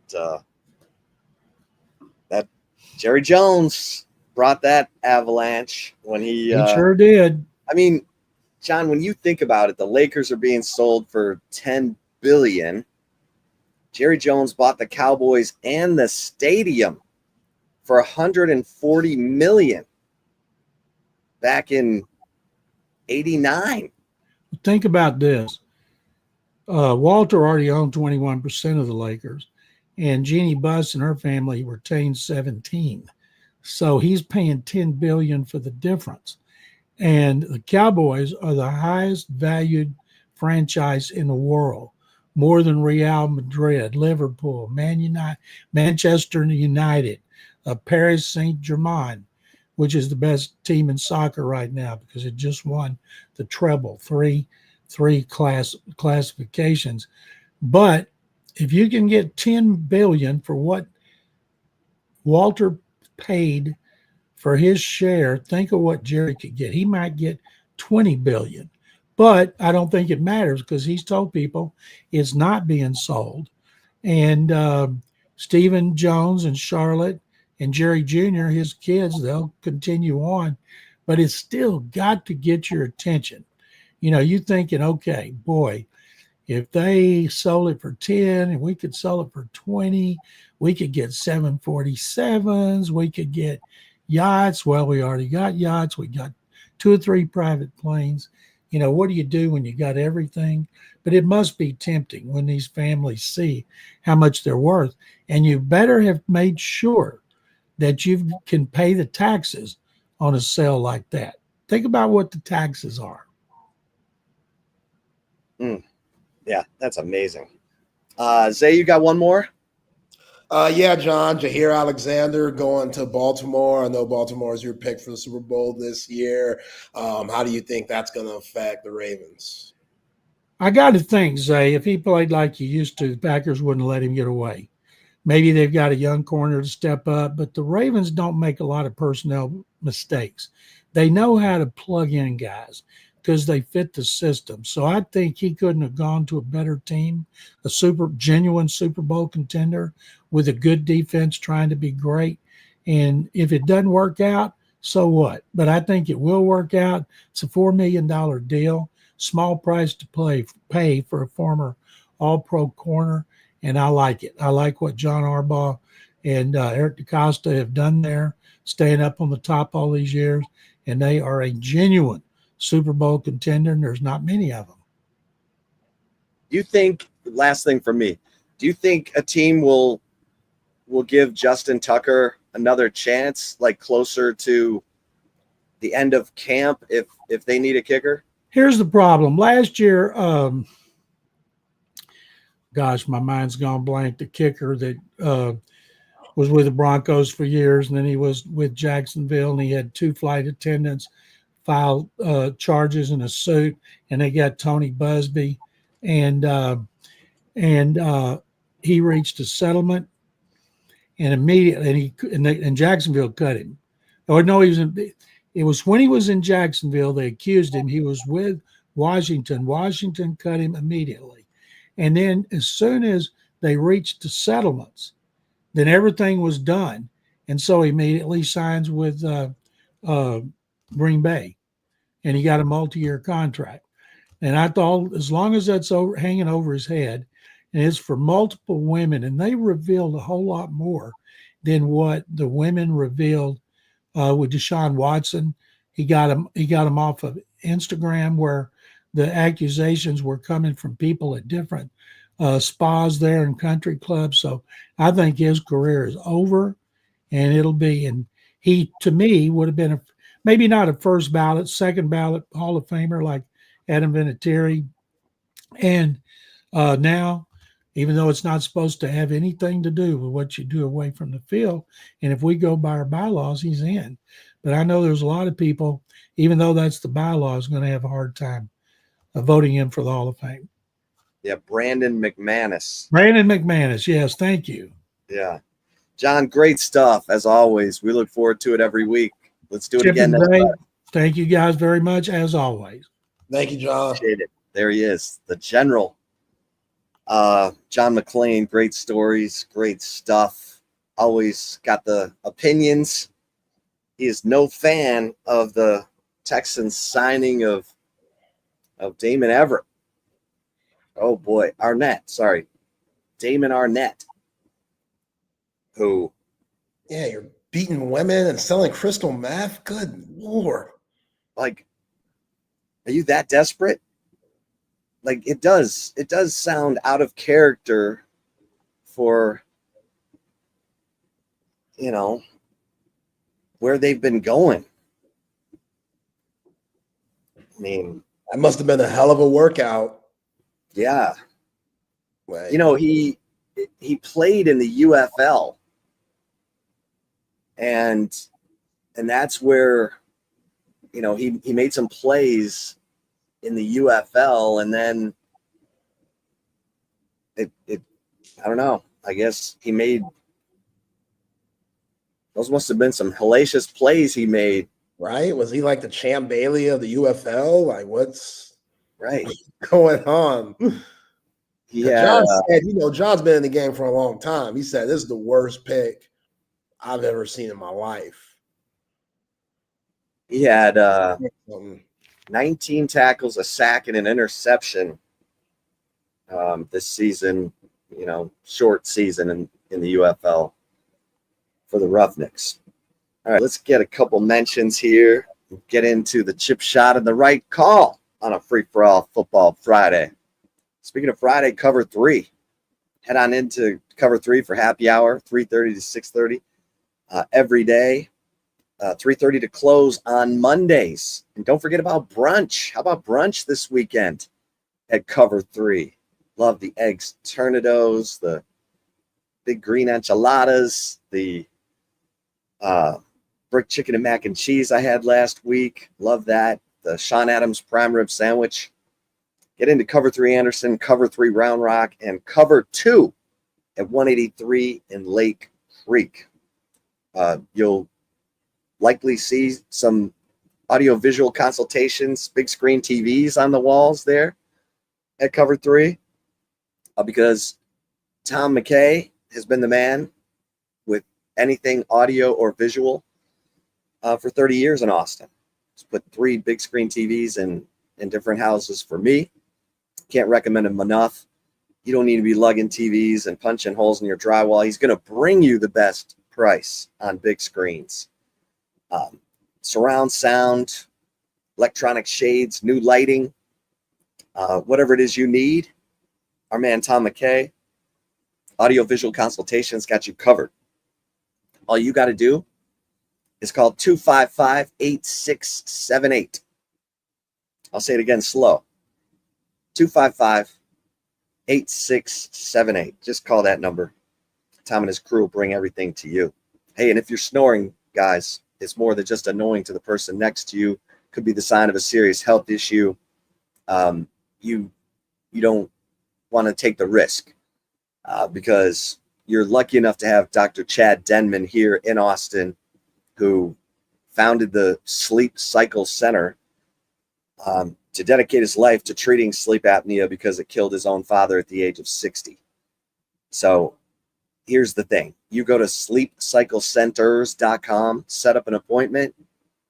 Tell them Texas Sports Unfiltered sent you. It's going to take $100 off your sleep study.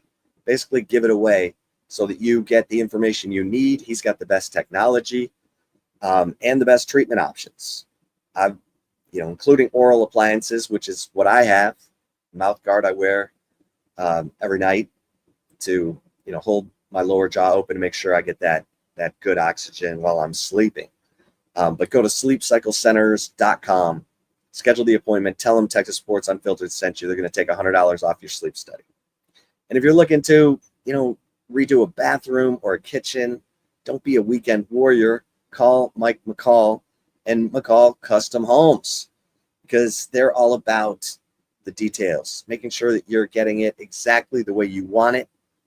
It's going to add value to your house, but Mike McCall wants you to be happy, and he's the man to call. Go to McCall Custom Homes, ATX.com, set up an appointment, have Mike come out, give you his vision with your vision, give you a reasonable price, and you get what you want. You get the home, sweet home that you've always wanted. All right, Zay.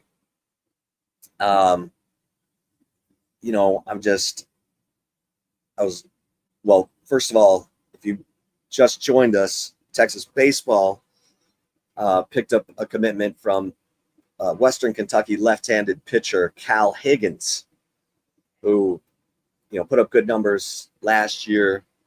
Got to love the fact that he had a 1.87 ERA with 6 saves, and is a veteran. He'd be a 5th-year senior with Texas. So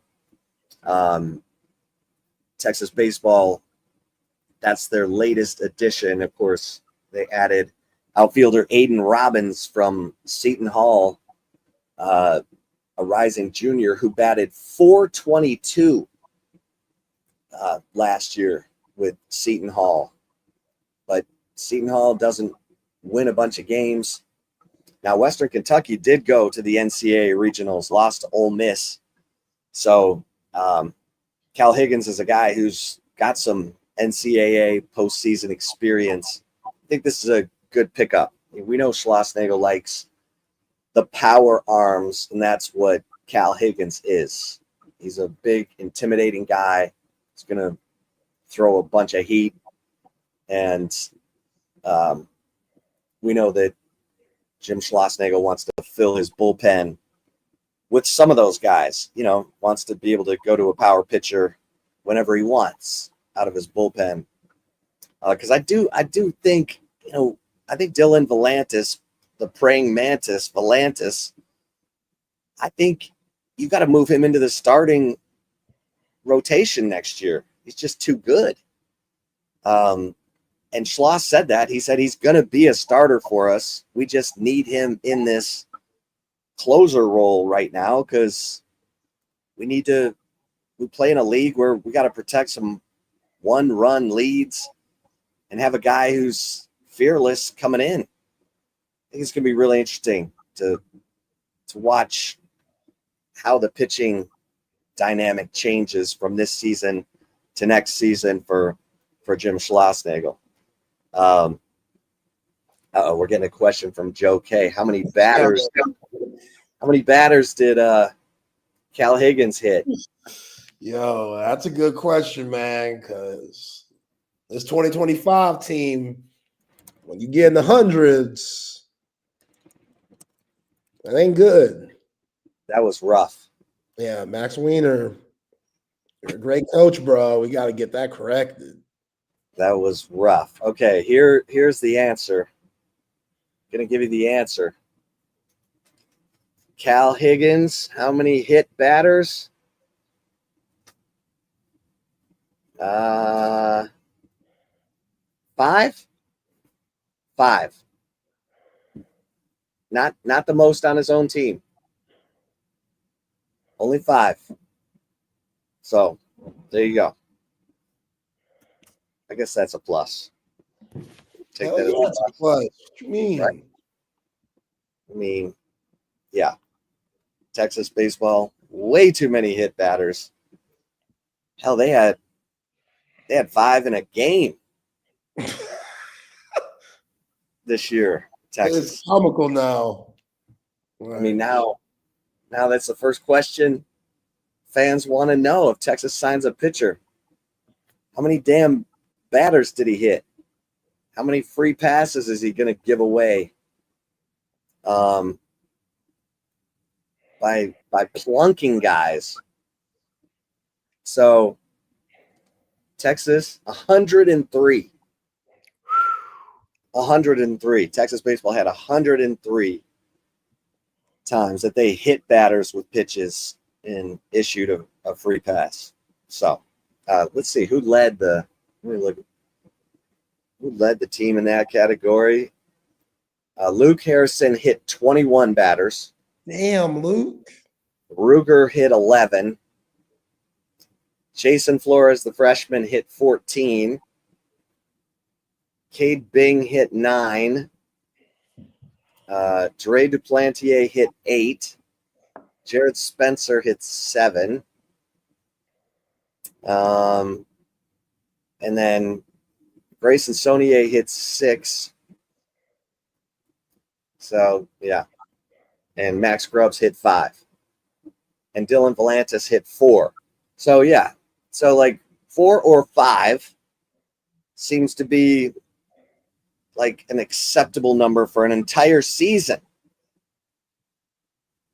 I mean, Luke Harrison hit 21. Yeah. Got to work on some things this summer, Luke. That's okay. That's okay. It happened. It happens. Not good, but something to work on. Yeah. Something you got to tighten up. And Texas baseball, they picked up, they already picked up the commitment from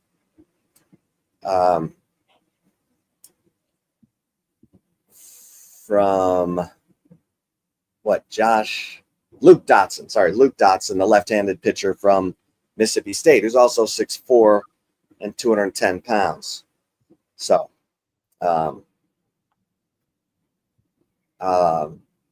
Jim Schlossnagle adding some talent to the roster. The portal, again, the baseball portal window is open until July 2nd. And that's why you're seeing this flurry of activity. And I think Texas is close to getting an answer from Eric Becker, the shortstop from Virginia, who I think is down to Texas and returning to Virginia. Kid batted .368 last year. What's his position? Shortstop. But so he's waiting on Jalen Flores to see what he does. Infielder, so he's waiting on Jalen Flores to see what he does. I don't know. Jalen Flores can wait. He can wait till that window's closed to say what he's doing. But Jim Schlossnagle will be like, yo, bro, we need a decision. Like, you should know by now. You don't need all these days to think about it. Because if not, I like Jalen Flores, but yeah, you can't be holding us hostage like this. You know what I'm saying? No, sir. All right, let's get to the right call.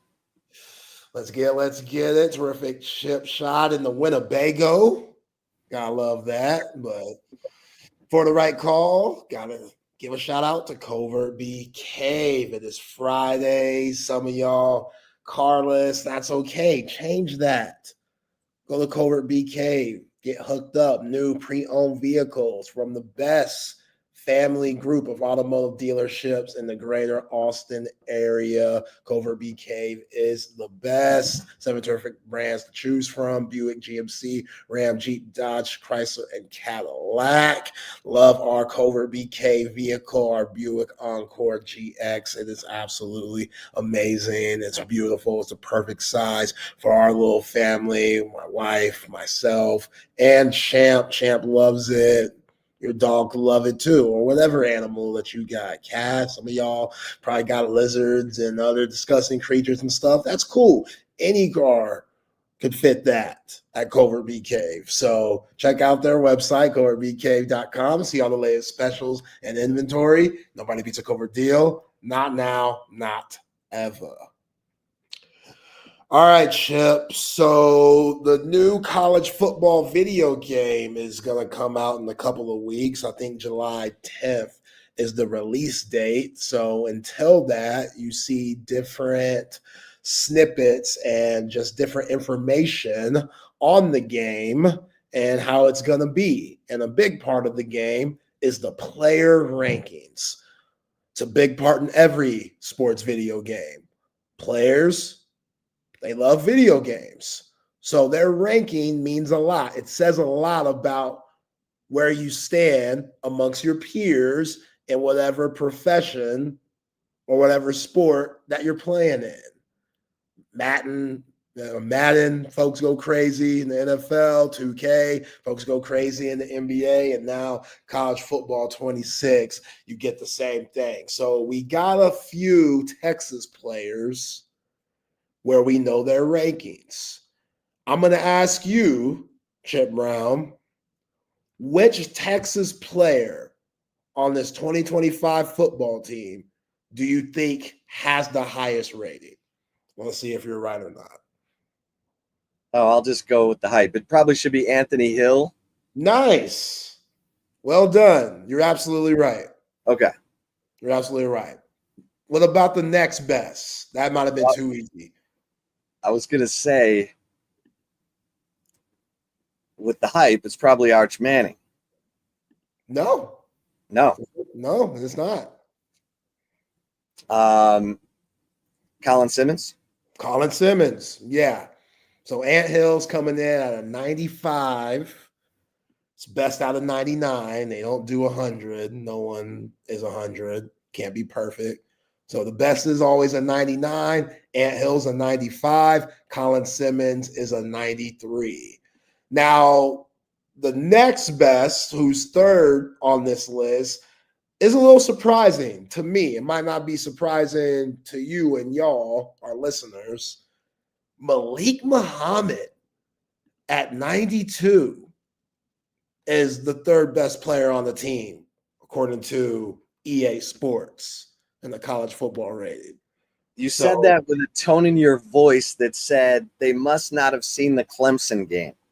No, I'm not saying it like that. I think Malik Muhammad is a terrific player. You had to expose somebody last year. What are you going to do? Go after Jade Barron, Andrew Makuba? Like, somebody had to get it. And K. Klubnik, who's also in the 90s, I think he's a 92 on this game. K. Klubnik made some 92 throws that day. So, Manny Muhammad this year, contract year, Manny Muhammad 92, even though it's interesting to me, he's more of an 89 in my opinion. Let him work himself into that 90 category with him being productive this year, because what's cool about it, your ranking could change based on how well you do throughout the season. So come November, Manny Muhammad could go from 92 to 96. Like, who knows, depending on his play. But I would have Mookie Taft, who's in fourth on this list at 91. To me, Mookie Taft's the better player. I'm not talking about upside and who has more NFL potential. That probably goes to Manny Muhammad. But as far as collegiate who's player, put it in the books, right? Say what? Who's put it in the books already? Right. Mookie Taft, which 91, hey, we're bitching from a yacht here. I'm talking about 91, but just compare Manny Muhammad better than Mookie Taft. Okay. It's also where's Arch? He's a 90. So he's sixth on this list. Trey Wisner, 91. Arch Manning, 90. Ryan Wingo, 86. That's all we got for now. Okay. So, what do you think about that? DeAndre Moore needs to be like an 88 or something. Like Ryan Wingo, I still think he needs more skins on the wall. We know that most likely he's going to be that wide receiver one, even though DeAndre Moore, what'd you say, him having the most catches this year? Like, I think that's definitely facts right there. But I think DeAndre Moore, I don't know what he's going to be, but if he's not on the list that came out, that means he's underrated. DeAndre Moore could play.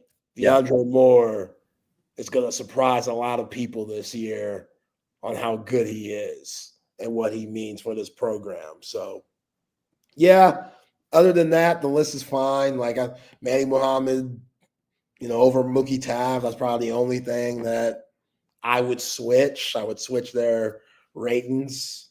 Like I'd put Mookie at 92, Manny Muhammad at 91. But yeah, man, I'm going to get the game. I'll be there. Debut. Last year's game was fire. It was a lot of fun. So all they could do is improve it. Hopefully they did that, and we'll see what happens. All right. So here's another messy story. Well, here is a messy story. So DeMarcus Cousins, we talked about him on the right call a couple of weeks ago. I showed you. Yeah, but old Boogie. I showed you the film of Boogie going crazy in Puerto Rico, got kicked out of the Puerto Rican League, just straight wilding out. So Boogie, he's the guest on a show that talks basketball with our girl, Michelle Beadle, Lemon Pepper Lou Williams, and Chandler Parsons. They got a show on FanDuel where they talk hoops. Boogie comes on as a guest, and Boogie says during the regular season, the Phoenix Suns had multiple fistfights in the locker room because they were discussing KD, Kevin Durant, and all the trade rumors that Kevin Durant's going through. And Boogie said, yeah, I heard that. They were fighting in the locker room, throwing hands. Draymond, Jordan Poole, going crazy. Michael Jordan, Steve Kerr, just multiple, plural. This isn't just one event. This isn't just come and go. There were multiple fights for the team that I originally picked to win it all at the beginning of the NBA season that made me look foolish. Just so dumb. One of my worst takes of my career in this business. But yeah, well, Boogie said that they were fighting. Now, this is where it gets spicy. We like spice here on Chip and Say. Kevin Durant loves his Twitter. KD said, I have to contest this 94-footer. This some BS. We know KD didn't say BS. This some BS to throw on us. Yeah, we were trash this year. Ha, ha, ha. But we never, all caps, got close to this. Never, all caps. DeMarcus Cousins then responds to KD on Twitter and says, the source was one of your teammates, killer. I wasn't referring to you. Save that ish for the others, homie. So DeMarcus Cousins is standing down. He ain't backing down from whatever source told him this, which he says it's a player on the team. And DeMarcus Cousins and KD, they were teammates when DeMarcus Cousins tried to get that ring, Golden State. So they know one another. They're tight. So somebody lying. Somebody's lying, Chip. I don't know who it is. Well, I mean, the rosters better than I do. Who on that Suns roster would be mixing it up? Like let's check it out. Let's see their roster. Look at a guy like Draymond, he's probably gonna get in the middle of some stuff. But if you're looking at the Suns roster, because I don't see KD fighting ever. Could be wrong, just don't see it. Yeah. I could see Royce O'Neal fighting. That brother, he's clean. Yeah, that's a clean brother right there, Royce O'Neal.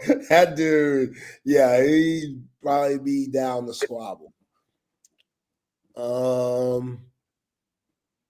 Yeah, I don't know, man. It seems like a pretty friendly squad. Royce O'Neal's the only one I got on here. Ryan Dunn, maybe, the rookie from Virginia, maybe. But everybody else seems very friendly. I know Devin Booker. Grayson Allen had a reputation as an agitator.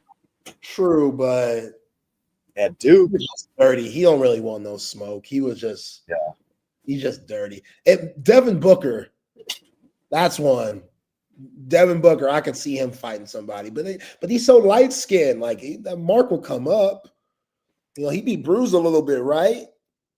And then you could just lie and say he got it playing. I don't know. But I didn't see anything like that. I don't know, man. Somebody's lying here. And who snitched? Who's telling DeMarcus Cousins this? Because who's close with DeMarcus Cousins? He said they were fighting like multiple fist fights. That's what he said. Multiple fist fights. Fist fights. Physical. We were throwing down in the locker room. Man, that's spicy like that Auburn fight mid-flight that they had to turn around and drop off whoever was to blame, and then Auburn goes to the Final Four. That brought the team closer together. That was a kumbaya moment for Bruce Pearl and them. Like, kumbaya. Let's fight a little bit and let's go to the Final Four right after. By the way, the left-handed pitcher from Mississippi State, Luke Dodson, who Texas has got a commitment from, he hit one batter all year. Nice. Cal Higgins hit 5. Those are acceptable numbers. Unlike the 21 from our guy, Luke Harrison, who should be back next season as a senior, redshirt senior. Yeah. Well, you got big plans this weekend, Zay? Hell no, just the finals. Yeah, Sunday. Yeah. Sunday. Listen to this stat, by the way. First bench player ever in NBA Finals history, TJ McConnell, has put up these numbers. 60-plus points, 25-plus assists, 15-plus rebounds. In the history of the association, no bench player in the NBA Finals has ever put up those numbers. That's amazing. For that dude, just looks like a normal tech bro. Not Vinny Johnson, the microwave? Not man, Vinny wasn't passing to nobody. Vinny Johnson. That's for real. Johnson he was a ball stopper's ball stopper. Oh, he wasn't passing to nobody. 25 assists. You'd be happy if you get 5 from Vinny. Man. In the finals. I love Vinny Johnson, man. He had that weird ass shot. I wouldn't teach it to nobody. Way behind his head. His feet would kick up and stuff. Money. Baylor's finest. We should have brought that up with John McClain. Yeah. He looks for his little Baylor celebration moments. Yeah. You know what player doesn't get enough credit? What old school player doesn't? Joe Dumars. Joe does not get enough credit for what he did on those bad boys Piston teams. Because you think of Bill Laimbeer before Joe Dumars just because Bill Laimbeer was so freaking dirty. Right. You think of the big guys, Rick Mahorn. Yeah. Bill Laimbeer, then Dennis Rodman. Isaiah, of course. Yeah. But Joe Dumars, he was quiet. And he was the one who always had to D up Michael Jordan. Yeah. And he did a pretty good job. Yeah. Pretty good job. Just saying. Yeah. Yeah. Show Joe Dumars love, man. Y'all, whenever y'all are done watching us TSU, go look up Joe Dumars highlights. From lock it Joe up. D. From the great state of Louisiana. Yeah, he was country. Oh, yeah. He was country. For sure. Yeah. All right. Let's bring in Patrick. Open gym. It's time to open up the gym. Time to open up the gym. Man, Steven just hopping in now, too. Gonna hop on with us today. My man Steven from Fanatic Perspective jumping on with us today. We're gonna have a good one. But dude, Joe Dumars, not only the player, you got to remember the executive who built those Pistons teams that beat the 04 and Lakers. 05. And the Spurs beat them, but then they beat the Lakers, and now he's running the Pelicans. So maybe New Orleans will finally be decent in like 3 or 4 years when they get rid of everybody on the roster right now. Yeah, it's a good point. It's a good point. I need Zion Williamson celibate. I need Zion Williamson in another city that doesn't. That's not a good fit. He needs to go to a healthy place, somewhere where there's health food. Are there any health food places in New Orleans? No. And if there is, you got to drive past 7 places that sell beignets before you get to it. Yeah. It's not. It's like you got to put him somewhere. Like Yeah, he's gonna end up in California. He's gonna end up on the Lakers. We all know it. Eventually, he'll end up over there. What if Zion went to Miami in that system where they always reshape people's? Or is it too many cheeks over there? I mean, it was. Yeah, that's the thing. The Rocky principle: women weaken legs. That dude's gonna be doing layups. Can't even dunk no more if he's living in Miami. I gotta say, Zion's probably pushing about the time I thought he would be finishing his NBA career because of all the weight on those knees. Well, the good news is he's only played like 2 seasons of basketball, though. The reality is the mileage isn't that bad. It's like when your grandma owns a car. It's not getting used very often. Yeah.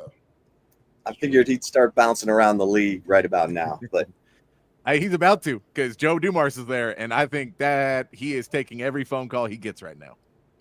Yeah. All right, fellas, we'll let you take it from here. Everybody have a great weekend. See you Monday. Weekend, fellas. Welcome into Open Gym here on Texas Sports Unfiltered. Myself, Patrick Davis, joined by my man Steven from Fanatic Perspective today. I love having you on every time you're on. Welcome back into the show, Steven. How you doing today, man?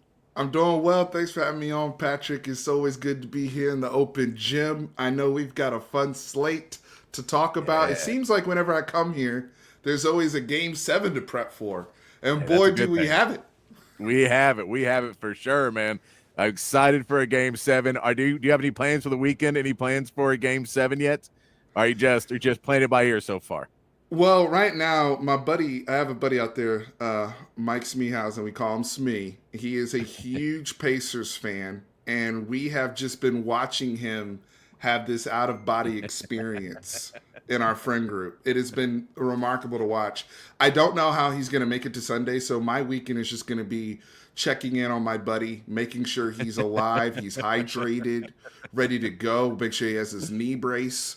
For there's so much that these Pacers fans, this experience of out of being disrespected by the Oklahoma City. Some people thinking, hey, they were gonna get ran through this series. They didn't belong here. They didn't match up. And he kept telling me, Steve, Pacers in 7, Pacers in 7. So now I'm just ready to be there with those guys and watch how things play out on Sunday night. I cannot wait to see what happens on Sunday, because we saw it again. Rick Carlisle made adjustments, and they came out and landed a haymaker. I don't know if I've ever seen a team look that rejuvenated. Like, where it looked like, man, I don't know if they got legs. Tyrese Halliburton maybe in the hospital. Everything is going wrong for this team right now. I think it's like, just like, it's almost old Yeller for OKC. Take him out back and just finish this series off is what it looked like going into Game 6. Because after Game 5, you're just like, they were out of. They made that one run, and then the bottom fell out, and they had no legs left, and they were so tired, and they went home. And I don't know what they've got in Indy, what rejuvenative processes they have, but they need to be using them right now. They need to use them Saturday, and then on Sunday they can figure it out. But they look. It was a completely different team that showed up and had that strength, and they started to realize some of the matchups they were playing. They couldn't keep playing those. You can't keep throwing guys at SGA. You have to kind of change up who you're putting out on him, because he's just getting everybody tired. He's getting everybody in foul trouble. So keep switching up his looks and throw some different guys out there. We saw Isaiah Hartenstein get put in the starting lineup to try and push some guys around, and I think they just kind of stopped trying to fight with him as much. and maybe move off of him and try and get smaller guys on him and not make Miles Turner have to fight with him so much. And they kind of switched up some things on him where he just did not become as effective at all in this game. And like Hartenstein's one of those guys. It's funny because there was a play in this game where he throws a guy out of bounds by his jersey. And you're like, he's done that almost every rebound in the series. Like every time he goes up for a rebound, he grabs a guy's jersey by the back and throws him away. Every play. And he gets called for it like twice, maybe in this series. He's like, dude, he's just doing this, and it's taxing and it's tiring to do it. So I think they're kind of not engaging with him as much. Just box him out. Don't try and fight him for a rebound. You just need to push him away. Don't try and get your rebound yourself. Right. Push him away and get him out of the picture, because otherwise it's going to get, both y'all are going up, and he's got, unless you're 6'11", 7 foot, he's got the arm strength on you, and he's holding you down. So you're not. You don't have a lot of 6'11", 7 footers in this series. I mean, no, it's Chet, Miles, right? Thomas Bryant, and Isaiah. I mean, Thomas Bryant ain't playing, so right. Like we saw Thomas Bryant come in and airball a 3 right off the bat. So. Thomas Bryant just reminded everybody why he's not in the series when he walked on the court. Oh, I'm open for 3? Yes, dribble in. Dribble. There's a reason there's no one guarding you. There's a reason. Well, it's also just been interesting. Like the game, this has been a game of like a series of so many of these different games. Somebody else is just taking over on both sides, right? Where you had the Wiggins game earlier. Yep. The Wiggins game now seems like it was 3 weeks ago, right?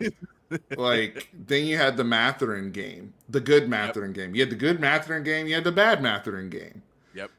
Right. And then Obi Toppin starts popping off. Right. Like it's you have the TJ McConnell, moments and whatnot. So every night it's been, Jalen Williams had the 40-point game in game 5, where it's like, wow, if Jalen Williams is going to play like this, Thunder are literally unbeatable, right? So game 7 is really like, not to say that Jalen Williams but Jalen Williams getting 40 in game 5 that's obviously twice above his average, right? So who in game 7 is going to play over their head? That's my question, right? Yeah. Because when you think about game 1, that the thing is the Pacers do have confidence that they can win in OKC, especially if the game is within reach in the fourth quarter.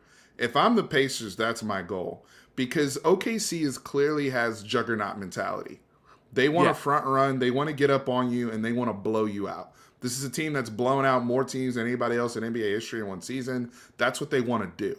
So the Pacers, when they've been more successful outside of probably game 4, which they blew, right, on their home floor, they've been better when the games have been closer, and they've been able to kind of introduce doubt to OKC late in ball games, especially knowing that OKC's ability to get offense later in basketball games is limited to SGA, Jalen, and everybody else they gotta have to spoon feed, versus Indiana's ability to get offense later in games, to me, is more dynamic with Pascal Siakam, Halliburton keeping everybody live. So the question is, who can play over their head? Who's the Wiggins of game 7? Who's the Matherin of game 7? Because somebody is it Isaiah Joe? Like who is it? Lou Dort? Like who's just gonna come out of nowhere and hit six threes and be a legend, right? Like I can't wait. Yeah, because it is. I mean, we figure Alex Caruso is going to play better in game 7 because he's been pretty good, and especially really good at home. So you figure he's going to be there, but they're still going to need one more player to kind of step up and fill that role to really be there. I mean, you could see the SGA, let's go SGA for 40, 45, and just like, man, just give the ball to SGA. They're going to it'll be interesting. They'll see early too if he's getting calls. Feed him the ball early and see if he's getting calls or not. Do we know the crew? Get SGA. I don't know yet. I'm sure. Do they have the extender in here? Even though they can't extend anymore. We're done. They can't extend it. But I mean, I think that's the question. Like, if he's able to get away and get some fouls early and get to the free throw line, and they haven't done that every game this series. Some of these, they're they're not letting him get to his spots to get those in the first place. But if he can go in and just try and get going a little bit, you could see them feed him all game. Now, if he doesn't, then it becomes, back on Jalen Williams' shoulders, and it becomes a lot on those role players. That's where Lou Dort, when they start doubling off of Lou Dort, he's got to hit some threes. He had 3 points last night. So yeah, he has to hit some points. He's looked really good in some of the games this series as well. His three that he hit, I think it was the beginning of the fourth quarter, end of third quarter, was a fart in the wind. At that point. So they really need more from him. To your point about SGA, so I do expect him to have a bounce back game. We haven't seen him have, I don't think we've seen him have back-to-back poor performances. I mean, if you want to state that, I mean, for his standard, being the MVP, what he's expected to carry. In game 5, he did have 31 with Jalen Williams 40. Right. Mm-hmm. And then the first 2 games, 38 and 34 points. He was carrying a big load there. My question with him is just if the whistle is going his way as it has, does he have the legs to get you 40, 45? Because he's probably going to go 45 minutes.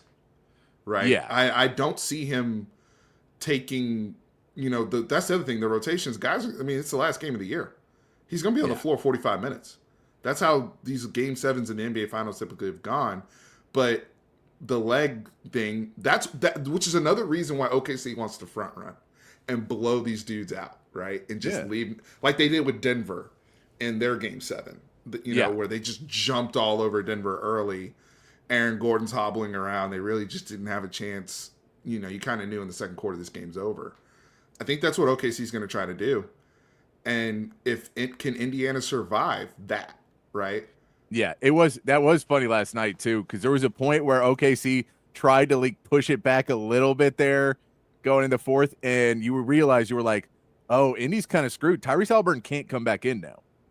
He sat for too long now with the strained calf. You can't warm that back up again. Mm-hmm. It's you kind of have to shut him down at this point. So you were like, if this gets 10, it's TJ McConnell's game. They can't really put him back in and have him play at full volume again. And so you were but then of course it was not an issue. They pull it way back out again, and it wasn't much of a game after that. But I think it's, we're going to see what Mark Dagnall does as well and what adjustments. I'll be curious to see what a starting lineup he puts out there, if it's still Hartenstein or he goes back to Alex Caruso, because we could see him try and make a push to go, okay, the Hartenstein experiment worked. They figured it out though. So we got to, now it's, what did he play in this game? He only played 16 minutes. So I think you may have a point that you may say, all right, we're going to go back and play somebody else a little bit more and try and change things up on them once again. And we're not going to tell them we're going to do, wait till the last minute, do a change, put Alex Caruso, and then see if they have their plan ready to go small again. I know you want to slow the pace down. That was another piece of putting Hartenstein out there, was trying to slow down the game a little bit, not letting the Pacers run all over. I mean, they were killing them all game. They only put up 108 though. So it still wasn't a super, super fast game where the Pacers would have put up 120, 140, which they could do. So I think that there's parts of it where you say, we need to keep it. I think we can score 110. We just got to keep the Pacers under 110. And that's where I think you may say, we leave him in there and just keep it going, try and keep the pace down. But if not, you go, let's run. We're at home. We'll have legs later in the game. You guys traveled. You're probably going to be a little bit more tired than we are. So why don't we run? And I think that we'll outlast you. So it's what last game? Who cares? Put it all on the table. I do think though with the Thunder, if they're making shots early, that's going to be a key indicator for me of them just rolling. I think if they make shots early, they get juice from that. They'll I know that they're going to defend like all get out game 7, at least the effort, intensity, communication, that's all going to be there. Their rotation should be pretty sharp. But the thing that's been a little bit of a bugaboo for them in the playoffs is when they've missed some shots, it gets in their head a little bit. And this is where you have the 4 or 5 minute stretches where they don't score. It happened last night at the beginning of the third quarter. Yeah, I mean, down 20 in the NBA is that it's a big deficit, but it's not impossible. But when you come out in the third quarter and you don't score for 4 or 5 minutes, even after you're already down, it's like, wow, this is really, starting out 2 for 14 from the 3-point line, where, guys are missing shots and all those type of things. Like, they're going to need shots to fall early for their own psyche, I feel like, Patrick, which will dictate some of the pace. My question for you is this. I thought Mark Daigneault showed his fear at the beginning of the series when he changed the starting lineup and he had Case and Wallace in there at the beginning before ever even making an adjustment. He tried to adjust before the adjustment. And to me, it backfired. It showed his hand. Now, with this game 7, what do you do? Do you do with what you've been doing all year, which is Hartenstein in the starting lineup? Yeah. Or do you say, you know what? We got blasted with it in game 6. Like you said, we went back to it in this series. We got the mileage we needed out of it. I got to go with a different chess piece that they may not see coming. Or is that overthinking it? Like, do you just trust your guys? We're at home. I'm going to stick with my crew that's won 80-plus games. I think it's that line between, do you want to slow the pace down or do you want to create turnovers? Because that's another piece. In games they've lost, they did not create the turnovers, and they didn't score off the turnovers they did create. And so I think that if you say, well, let's go smaller, put out maybe a Caruso or Wallace or whoever, and just try to rush them. Let them play fast. But they're going to start turning the ball over, and we can turn those into points, and let's get in their head. Let's get 6-8 turnovers on them in the first quarter. And then let it be in their head that they're worried about the passes and they're thinking twice, because now we put a hiccup in them. And that gives us a chance to get more steals. That gets us a chance to kind of get on them a little bit more. I think that that's a possibility. You could try and take that method and just say, we got to get in there. And I don't care about the pace at all. It is a game 7. I'm not trying to save anybody's legs. We can rotate guys how we need to rotate them, but there is no next game. So I think that we're at home. We can keep up with the pace. We can go with them if that's going to create more chaos, and in chaos we'll get more turnovers. And then we can slow it down on our side of the court a little bit more, but we just need to go try and force their hand a little bit more. I think, we just saw too many. The points off turnovers, I think they only had 13, and a lot of that was late in the game when you put in subs.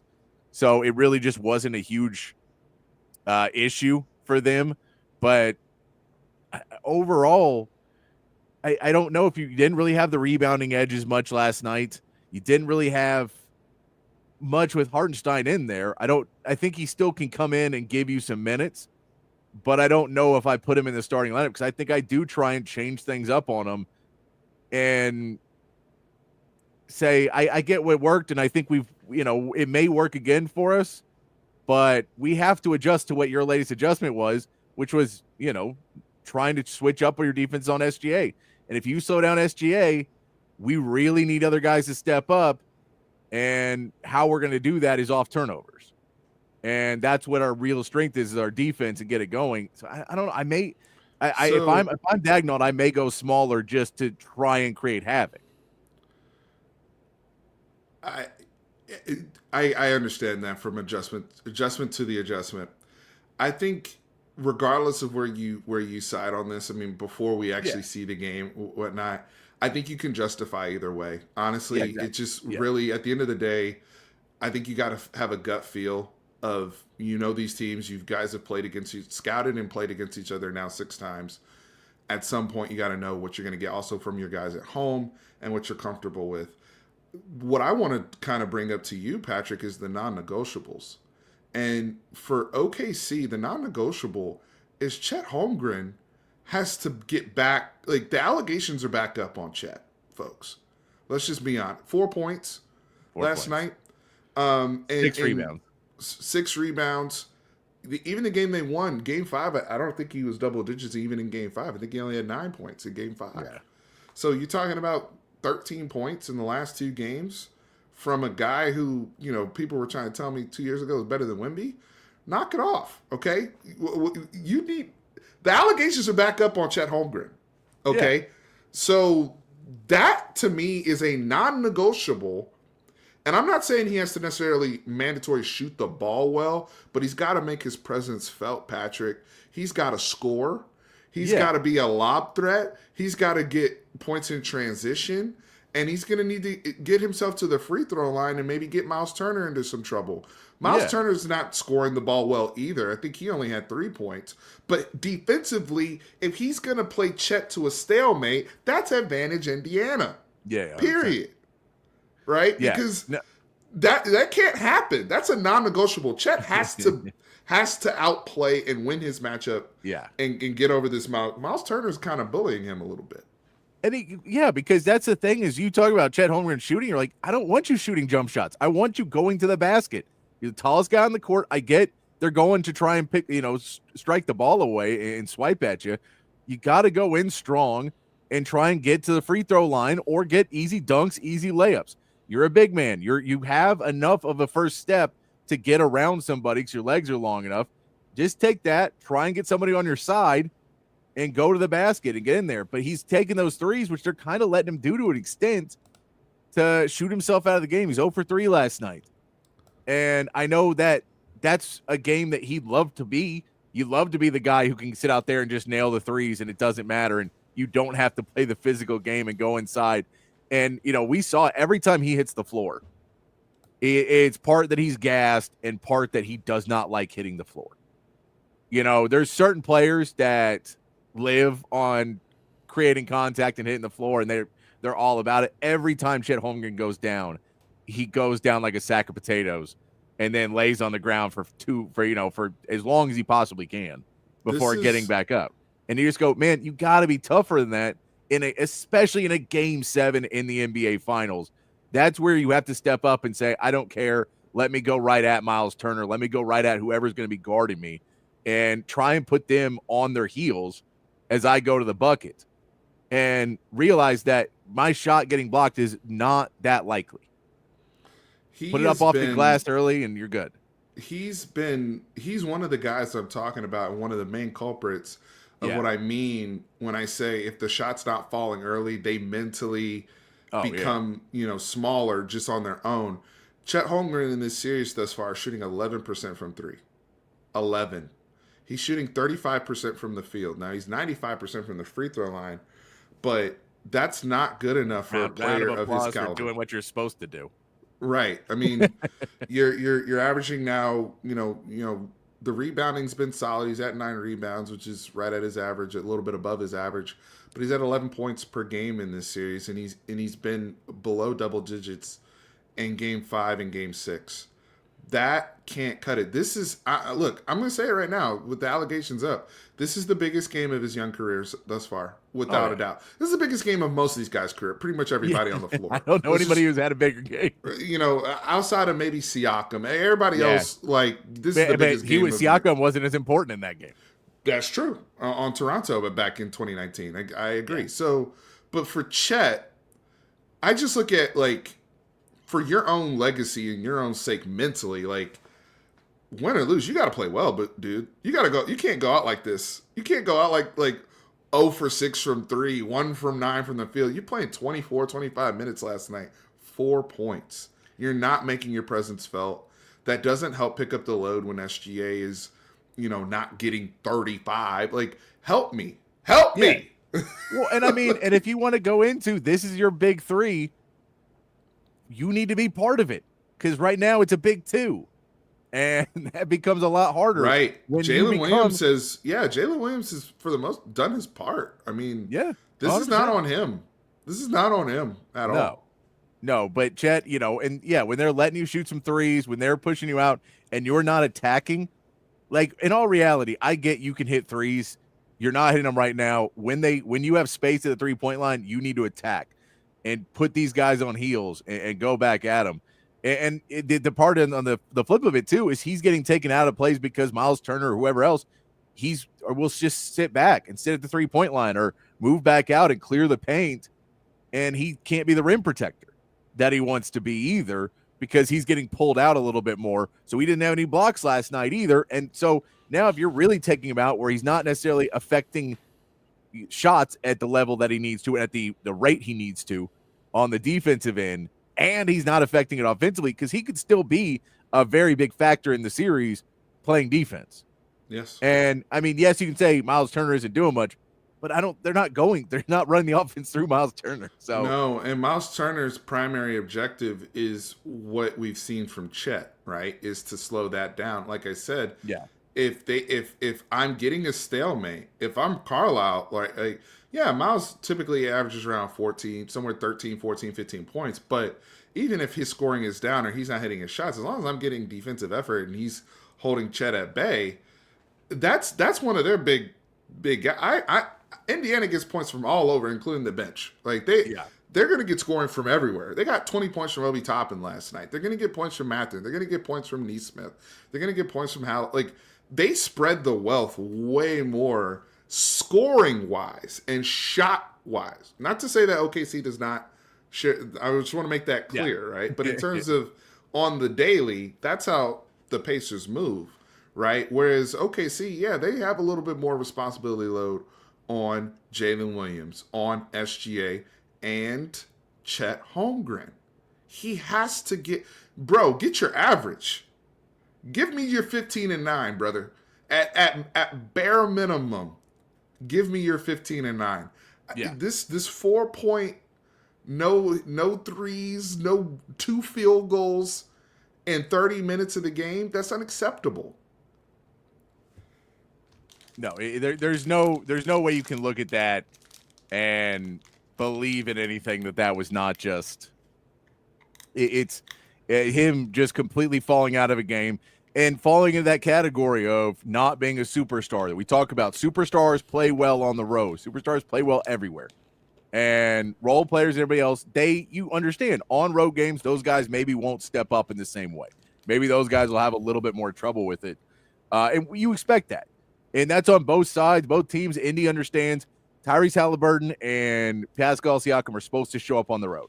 Everybody else, we got to try and find some guys to step up and help them. But those two guys are supposed to show up in both places. 100%. On OKC, Jalen Williams, SGA, and Chet Holmgren are all supposed to show up.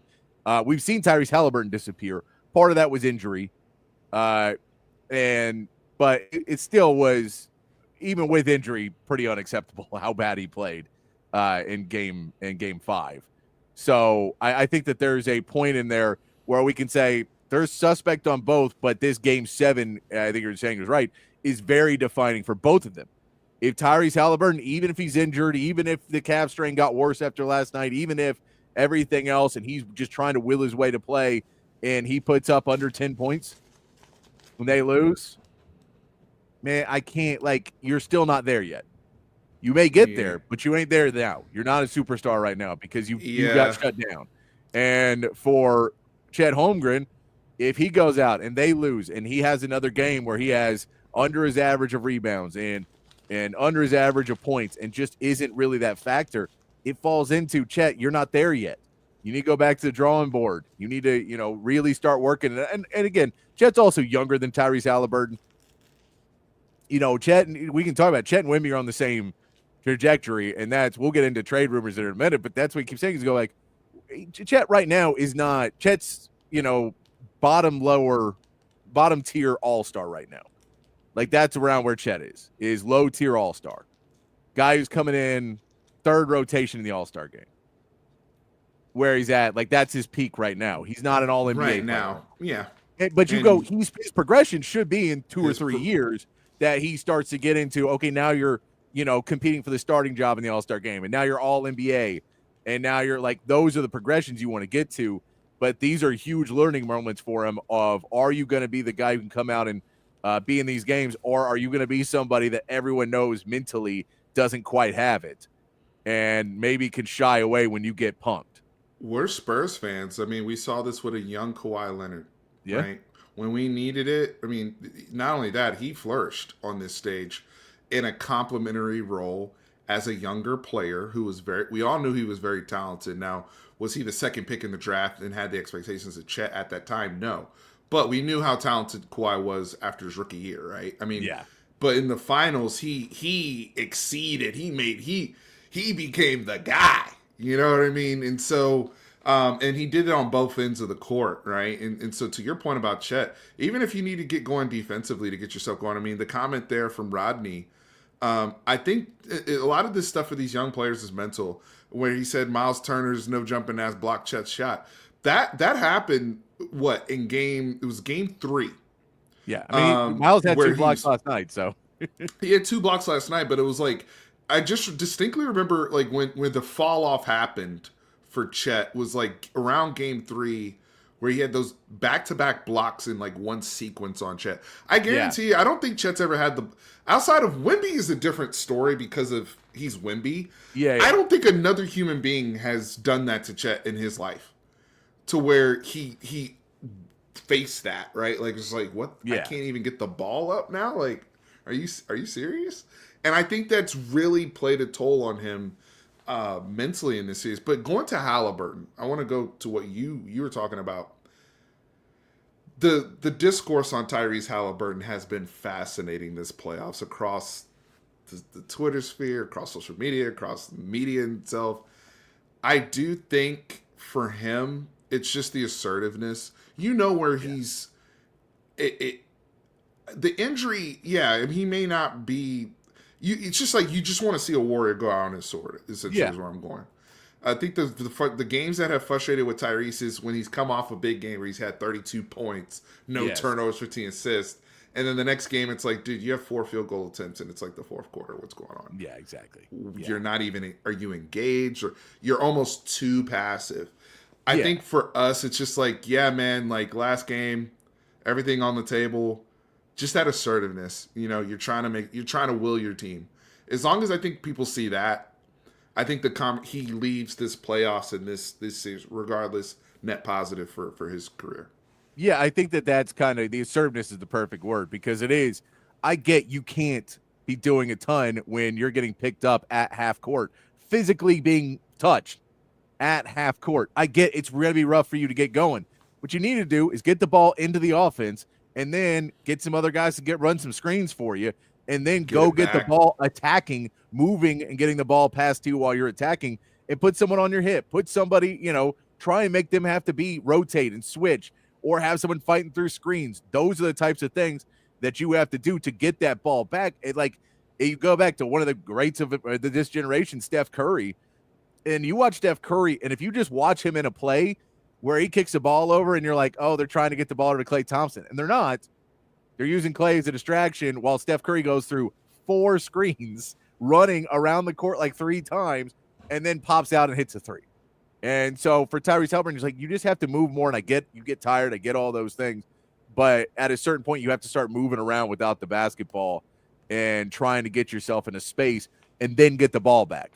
You don't have to be the guy to bring up the court if they're going to pick you up right there. Just try and get it down, get to Pascal, get it to somebody else, and then come back around and get the ball back while you're trying to attack. You have to get some shots up. Biggest thing for me, if I'm OKC, again, I do think that they are going to be juggernaut-minded like they were against Denver in Game 7. The thing that scares me from a OKC slant is Rick Carlisle. 100%. Rick Carlisle is built for these games. Yes. And in a road situation, he's been here before. The fact that they got them to 7 games, and to me, that shows how many coaches would get to this team to this point. Let's be honest. I mean, how many coaches can get their team when it really looked like they were DOA, man, after Game 5, and a young team to bounce back and boat race somebody after that. That has to go into, okay, Rick Carlisle, whatever he did, whatever his post-game talk was, and whatever his pep talk was before the game, they were ready to come play. And I think part of that, too, is Rick Carlisle's constantly changing the script. And so it's way easier to believe we have a shot against them if he giving you solutions to problems. Whereas a lot of coaches will walk out and go, guys, if we stay the course, we'll win. And it's really hard to believe that when you lose by 25 points. Well, we just tried to do it and we didn't win. So I feel like we changed. And Rick Carlisle keeps going, no, I get that. But here's 8 points this way and 6 points this way. So we're up by 15 now. because these little changes we're making. We're going to switch over here. We're going to, game, what was it? Game 2, game 3, when he changed the rotation and, put in the subs a little bit earlier and and it was just little things that he gets his team to buy in on, and they come back out and they're a new team. It's a new series every time. And now he hasn't had that luck coming off of wins. He needs to have that luck coming off a win where he can walk in and say, okay, guys, we're still going to have to do some different things because they're going to be making changes too. We don't have another game to trade back and forth anymore. So we got it. We have to win this one. We have to win back-to-back games. But Rick Carlisle, to me, and I'd love to see it. So Rick Carlisle would become the first coach ever to win the first title of 2 different teams as a head coach. There's only been 3 coaches, I believe, who've ever won titles with 2 different teams anyway. Yeah, Pat Riley. And then another guy who did it like in the 70s. Okay. But that's the only 3 that have ever done it. And so, but he would have, his 2 would be the Mavs first and only, and the Pacers first and only. Wow. That's impressive. So he'd be really rarefied. It just adds to his Hall of Fame career. The guy, he heads the coaches union. He is all about it. He is all about helping young coaches, all about helping young players. And like the biggest example for me in this that I've been pointing out to everybody when everybody's getting mad that the Knicks fired Tom Thibodeau, and go look at Obi Toppin. If you look at Obi Toppin was traded from the Knicks to the Pacers for 2 second-round picks. They gave him away because they were like, no, he can't do what we need him to do. We have a plan. He doesn't fit what our plan is.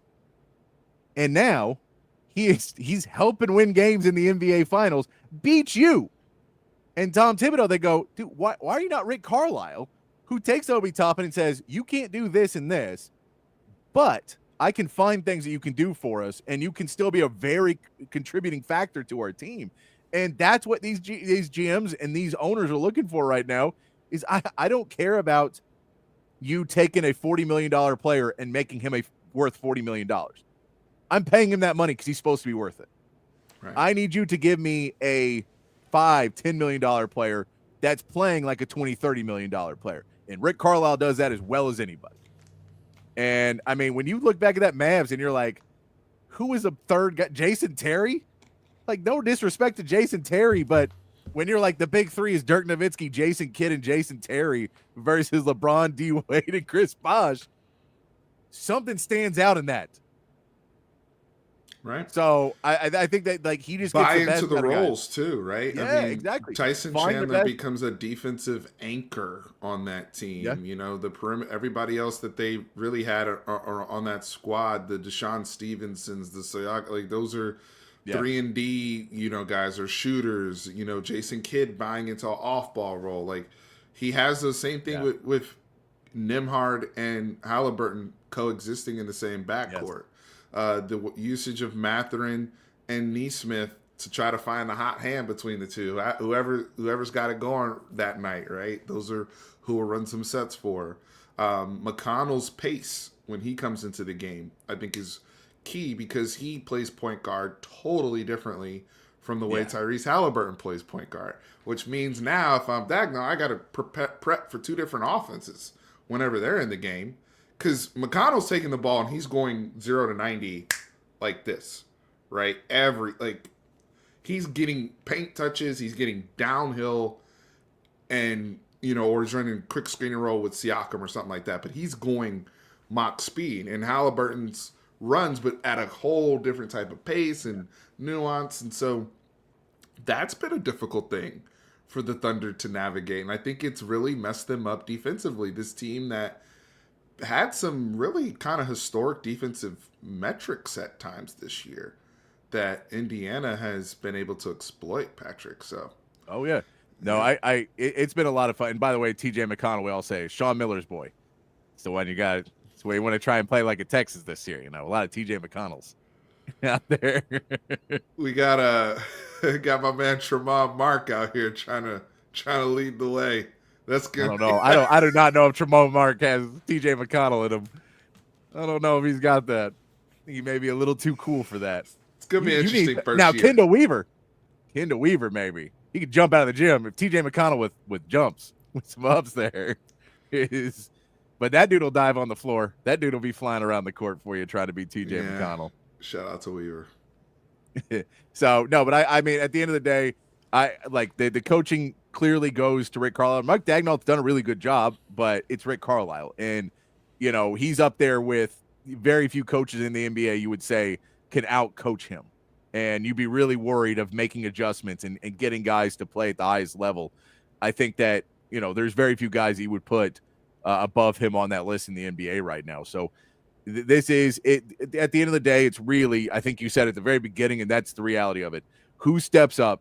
And the hard line is for the Pacers, can they have people step up on the road? Do they have Ben Mathurin show up in this game? Ben Mathurin shows up, man. How Changes much does that things. change? It's because he's, you know, a heat check guy. It changes so many things. Do you? I just don't know. Like, we expect TJ McConnell to be good, but is TJ McConnell, you know, game 6 good? Is he the guy who's going to be stealing rebounds and loose balls from Hartenstein? Just taking the big man and be like, nope, mine. Are we getting that guy? I think that those are the questions you really look at. And can you get the threes from Nesmith and Nimhart too? If those guys can just be on shooting threes, that changes the game. Big time. I'm excited to just, you know, I think this is great for the NBA. I mean, there's a lot of lessons learned in terms of what they could have done even more so. That's a conversation for the offseason and one Adam Silver. But as a basketball fan, I mean, this has lived up to the hype. I was very excited when we got this matchup. If you've paid attention all year to the NBA, you know the Pacers are just fun, as is. And the Thunder have been a very, very dominant team all year. And this matchup has lived up to the hype. I can't wait to see, you know, what storylines we get. I hope we get a very competitive Game 7. And I hope it's something, and I think if it's competitive, Indiana has a real shot. I really do. I know right now, somebody said 6.5. I thought it was 8.5 Thunder. But which tells you, to me, Vegas is saying this is a blowout, but to me, it's one of two ways. Either it's 6.5, but it's been 6.5, 8.5 every game. OKC has been favored by this much every single game. And even before that OKC comeback in Game 4, I think it was in the fourth quarter when the Pacers were still up 10. I think at that point, OKC was still favored to win the series, even about to go down at that point, potentially 3-1. So Vegas is still riding OKC strong. Yeah. And, you know, they should. I mean, they're at home. They're playing a great atmosphere. Game 1 was a bit of an anomaly statistically on how Indiana won that basketball game, but they did. And that's the thing. Indiana has continued to be a statistical anomaly throughout the entire playoffs. Which is why we can't count them out, and which is why I am very nervous for OKC if this is a close basketball game within 8 points in the fourth quarter to close it. I am nervous for them because of that anomaly that Indianapolis has been. I think this is the game where it's, you know, I kind of said this in Game 1, and I think it's true for Game 7 as well. You want to be around 10 points at halftime. Like, and now if you're closer, you're up, that's great. But you can't be down 20 at halftime. Right. Because that was a problem in Game 5, was they were just down too far that it took way too much to come back. So you have to be like within 10 striking distance. Then you go out of it and you're going to the fourth quarter and you're within 7 or 8. Then you're really within striking distance. That's a couple threes and now it's a one possession game. Mm-hmm. And now all of a sudden 2 possessions, you push it back to one and possession. And it's in their head. They got to continue to make shots. Yes. Right? It's also... That home court thing can flip on you real quick sometimes. Yeah. Now, I would always want home court in Game 7. Let me make that clear. Yeah. Right? I think that's a no-brainer. But we've seen it. We've seen OKC get in their heads. When we've seen them struggle in some of these close games, even in the Denver series. So, curious to see how it plays out on Sunday night. No, I mean, there's something to be said, too, about playing in a quiet building. You know, when you can feel the tension in the room, and it is no longer, you know, people screaming and cheering. They're literally just in their seats, like, oh You no, feel the anxiety yeah, and that from your own across people. and that's an amount of pressure more than booze, more than anything else. That pressure of like, oh, we're about to be massive failures. It's like your parents coming into the room and go, we're just disappointed in you. That that's that feeling, and nobody likes that feeling. So I think there is pressure on them. I expect OKC to really, really, really try and come out hard and fast and just try and push this game as fast as they can and get a lead. I mean, I think they tried to do that in Game 6, and it just backfired pretty quickly when they went out and get was 10-2. They were like, all right, here it is. Get the trophy ready. I am glad that, you know, it was a big enough victory that they didn't even have to show the trophy being anywhere in the building. They didn't have to, like, there was no tape put up in the locker room. There was never a point where they were getting ready for it. That stuff was already shipped and ready to go.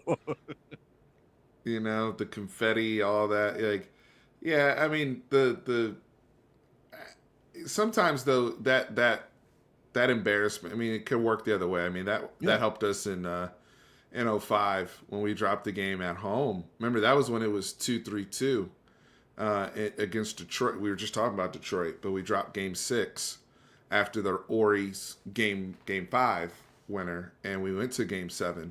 And I think that helped us stay focused a little bit more in Game 7 when we had come off of that disappointing Game 6. So sometimes that can help refocus a team too. You know, curious to see if that applies to OKC. Yeah, no, I'm with you. I think that'll be a good test for them, and it's just going to be a ton of fun to watch on Sunday. I can't wait for it. It's Game 7. It's the best thing to get. Let's talk a little bit. I want to do this before we get to the break. I want to hit this because we won't talk NBA past the break. We'll try and turn down the NBA. I love talking to Steven because I don't get to talk NBA as much as I used to back in the day. But I want to talk a little bit about the trade rumors that are coming up. We have the draft is just a few days away now.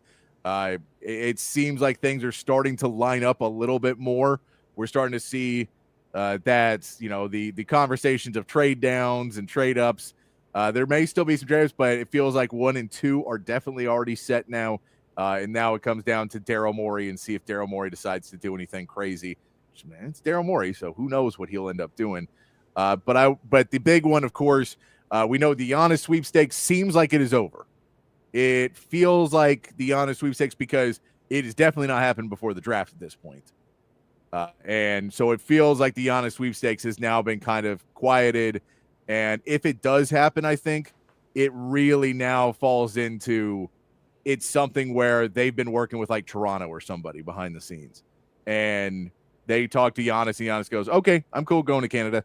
And they pull off some mega trade where Toronto gives up all their picks and all these young players and everything to try and keep something together. That one is really the only thing I think that makes sense at this point, because you'd hear more rumors about it if anybody else was really bidding on it and if Giannis was really on the table. I don't know. Now maybe, I mean, they kept Luka quiet, so who knows? But well, that you just said my point right there, right? I mean, the Luka thing has changed my perspective on just how the trade aspect is going to go. I mean, Shams is still saying that this is going to be a crazy offseason with movement, and he's not the only NBA insider saying that. I just question where that smoke is coming from. I mean, we know the KD stuff is inevitable, right? And in terms of the movement there, but it's not the same type of package we're talking about for Giannis. But I also think with the separate second apron concerns and Giannis's contract and whatnot, you know, I think 5 years ago, he's probably in Golden State right now. yeah.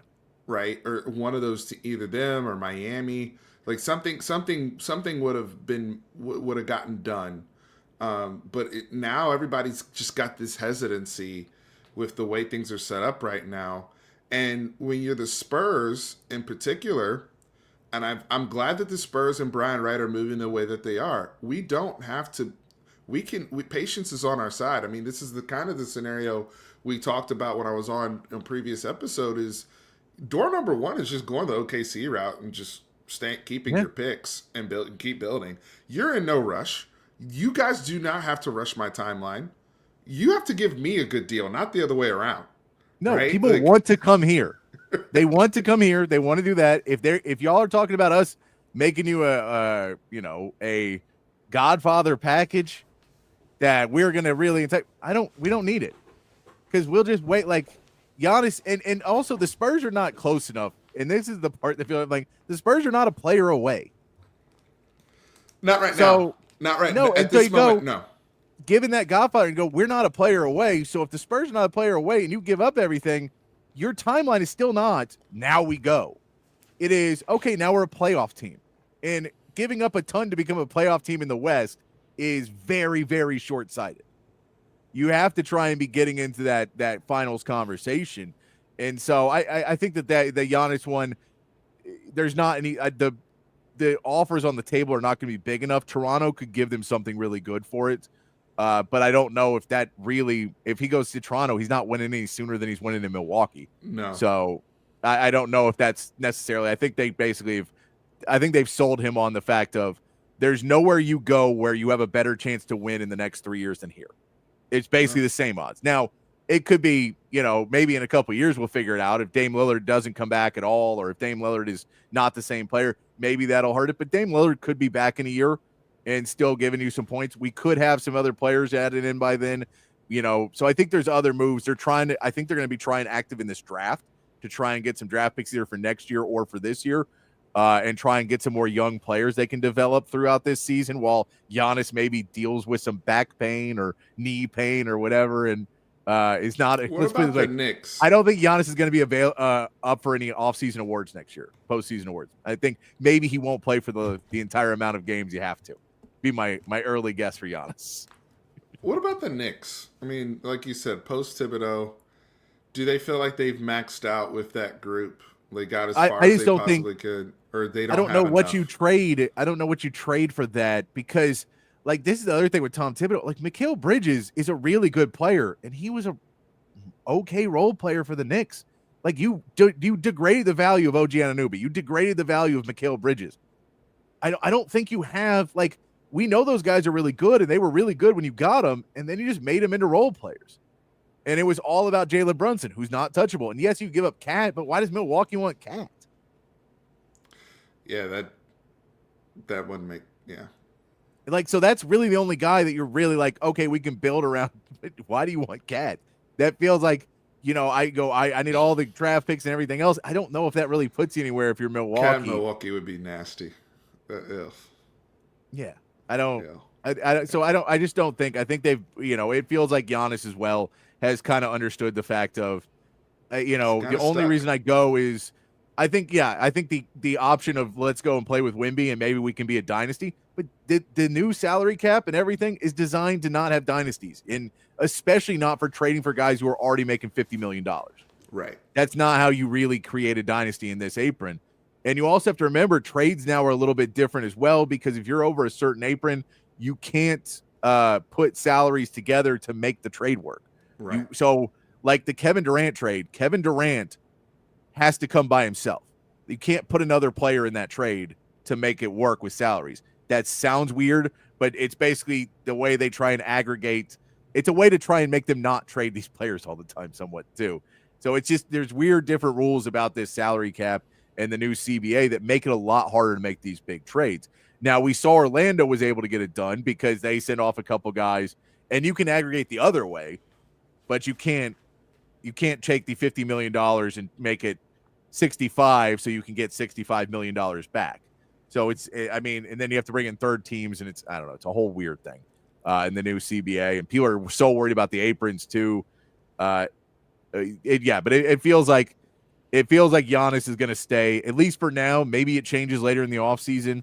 But as far as for the draft, I don't see that trade happening in the next 4 or 5 days. The other thing that's interesting, too, is you have some of these front offices that still remain on the side of delusion.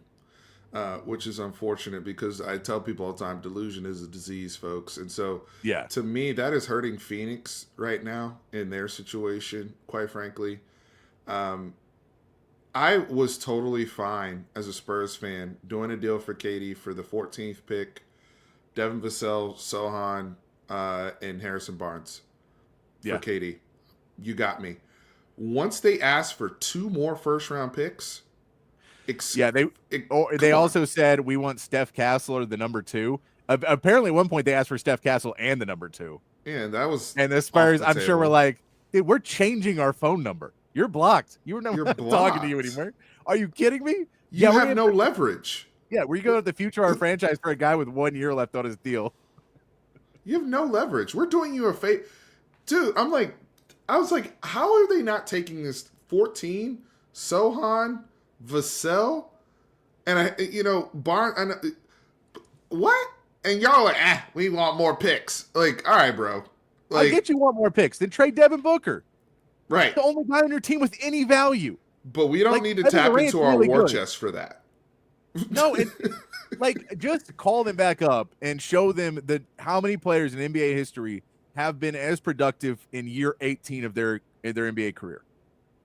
How many players average over 20 points per game after they're on year 18? It's like 4 or 5 guys. It's like old Michael, old LeBron, old Karl Malone.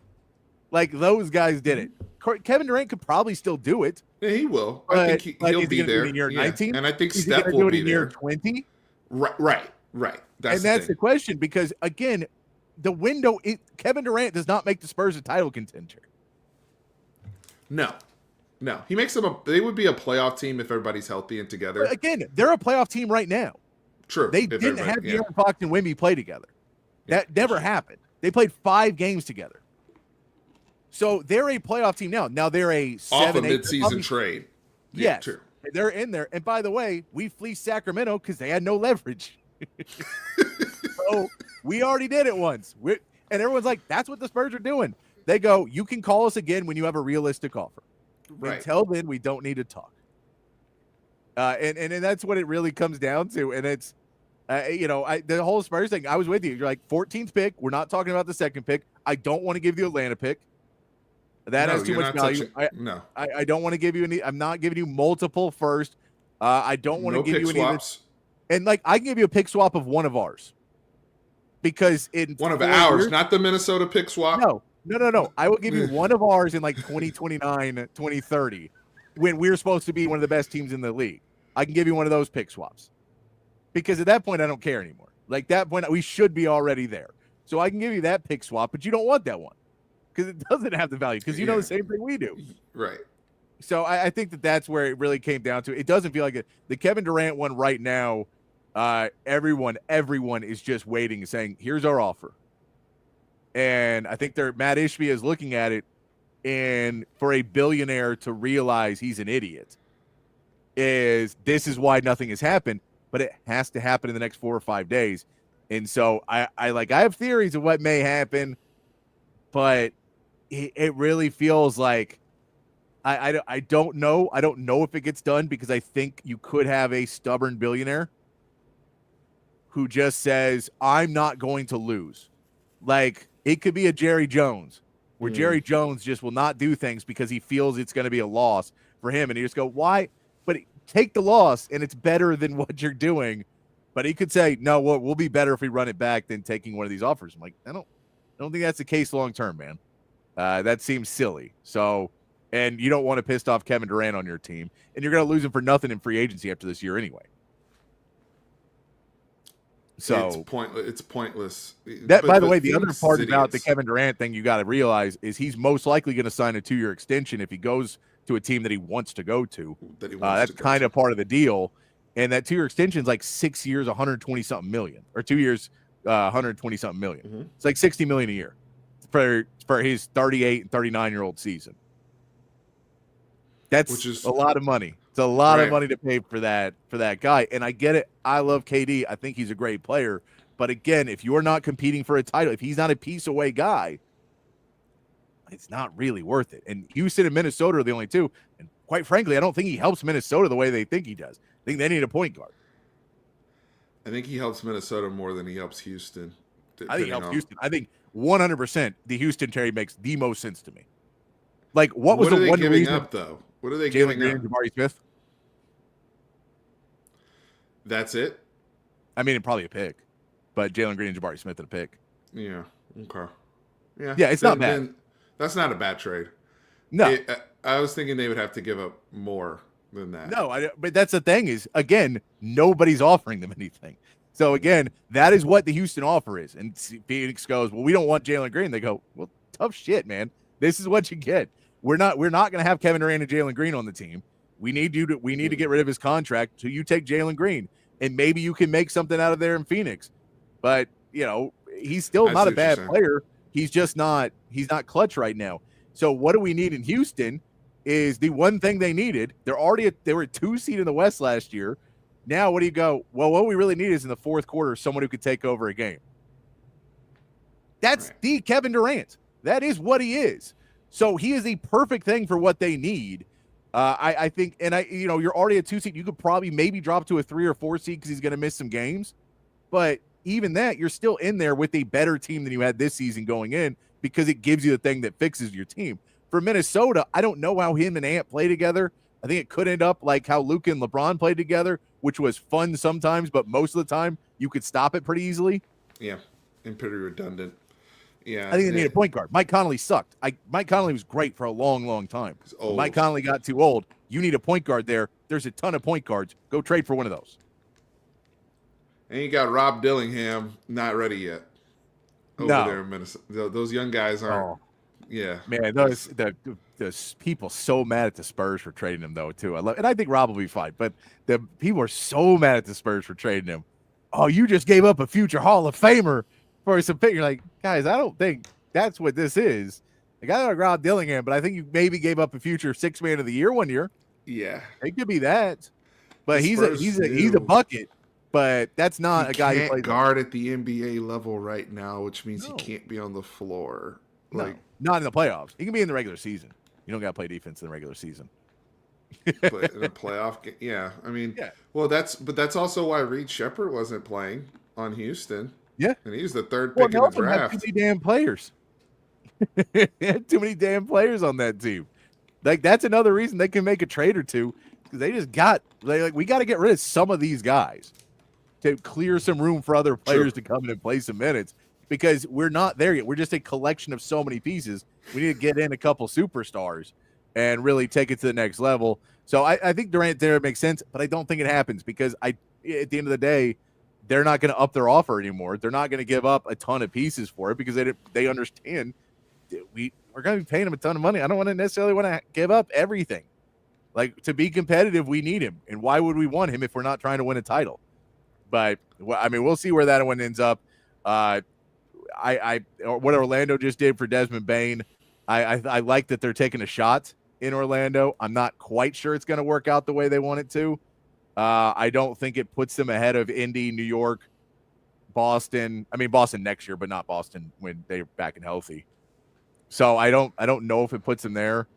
And then for San Antonio now, you just keep hearing they're keeping Dylan Harper and. Because we had heard the only trade that really caught your attention was Jaylen Brown, which no one even knows if the Celtics were open to that.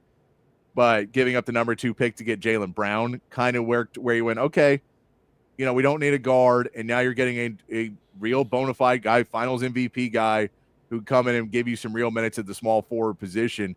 But that doesn't feel like it really has legs. And I think the Spurs have really signed in on, okay, we're going to get Dylan Harper. And maybe the De'Aaron Fox era isn't super long in San Antonio. That may go down. And I think they like De'Aaron Fox, and maybe depending on what Dylan Harper is when they get him at the NBA level, how Steph Castle progresses, all those pieces matter. But I think that in their heads that there may be a little bit more of, let's try this, but Castle, Harper, and Wemby may be a big 3 in 3 or 4 years.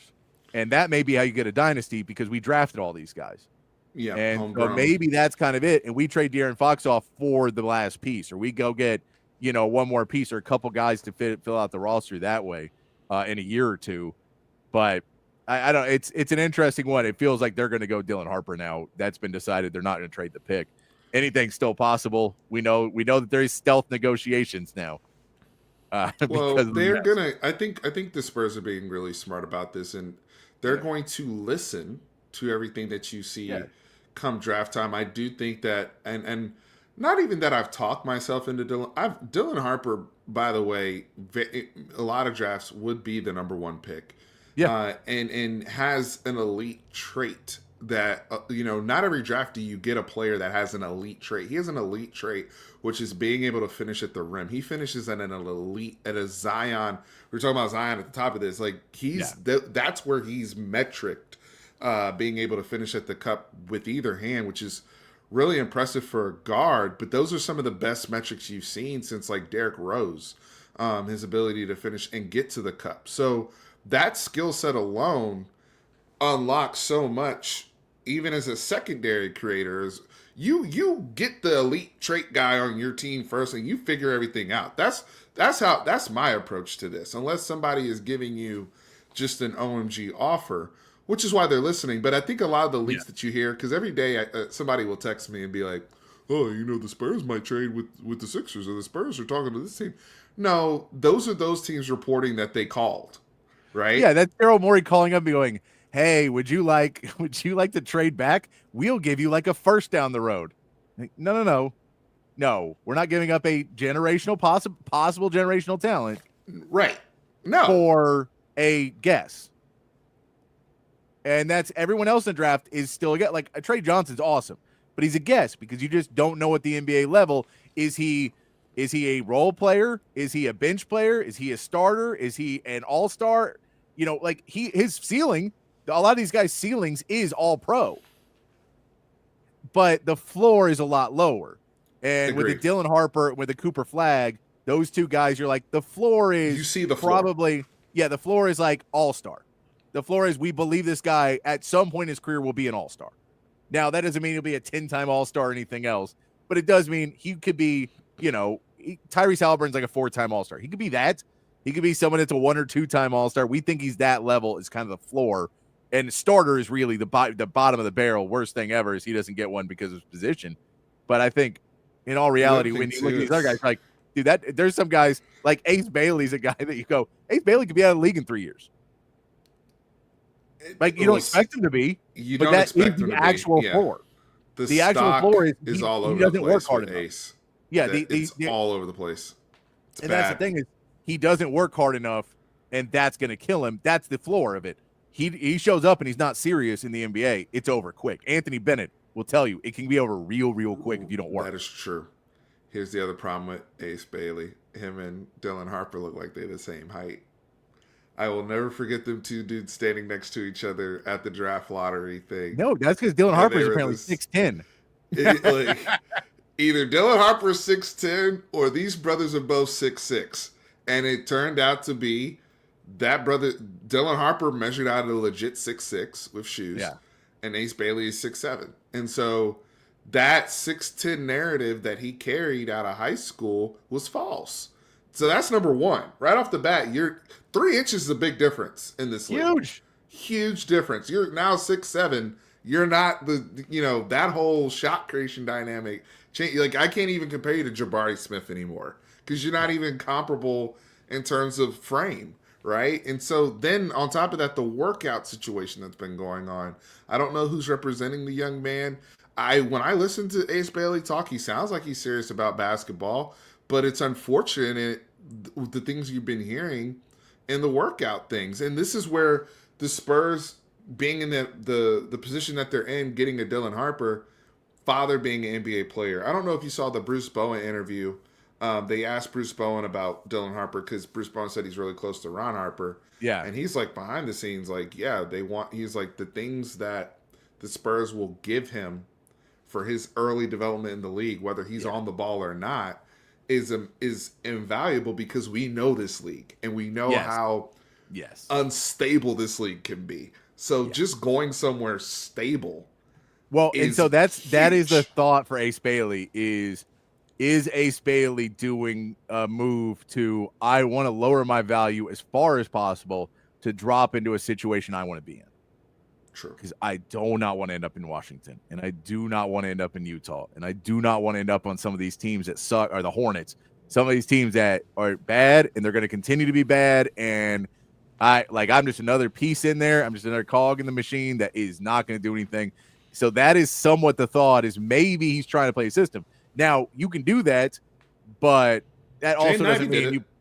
Yeah, and it doesn't mean that you're going to come out the other end and be really good. It just means you're going to be a lower pick and go where you want to go, but that doesn't mean all of a sudden it means it works out. Like Austin Reeves was the one who told teams not to draft him in the second round because he wanted to go to Lakers.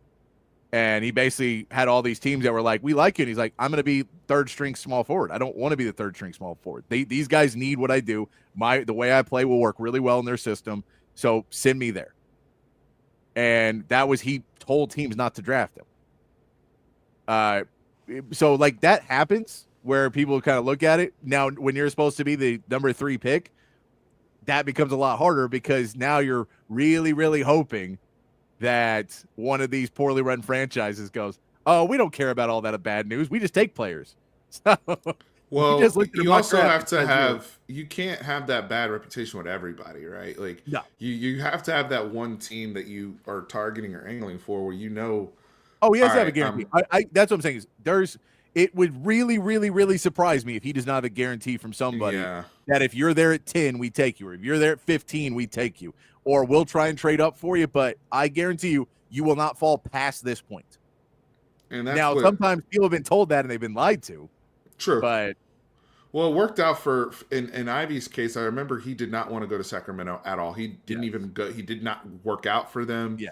Refused, and they ended up going Keegan Murray instead, right? And then he ends up going to Detroit, which is where we found out that's who had the guarantee. So, if that's Ace Bailey's move, then good luck to him. I would wonder who would be that team, because some of the teams that were supposed to be high in the lottery are now in that mid-tier space, right? You have Utah at 5, you have Washington at 6, right?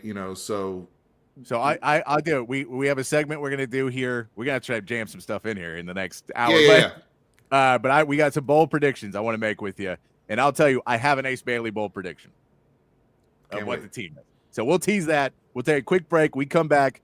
We're going to get into some college football, some NFL talk. We're going to race through all of these things that I want to talk to Steven with, because I only get him for another 45 minutes, and I want to hang out with him and talk some more sports. We appreciate all you guys hanging out with us. We got Steven from Fanatic Perspective hanging out with us on a Friday fun afternoon show. We'll be right back after this break here on Texas Sports Unfiltered. Hi, I'm Hayden Covert.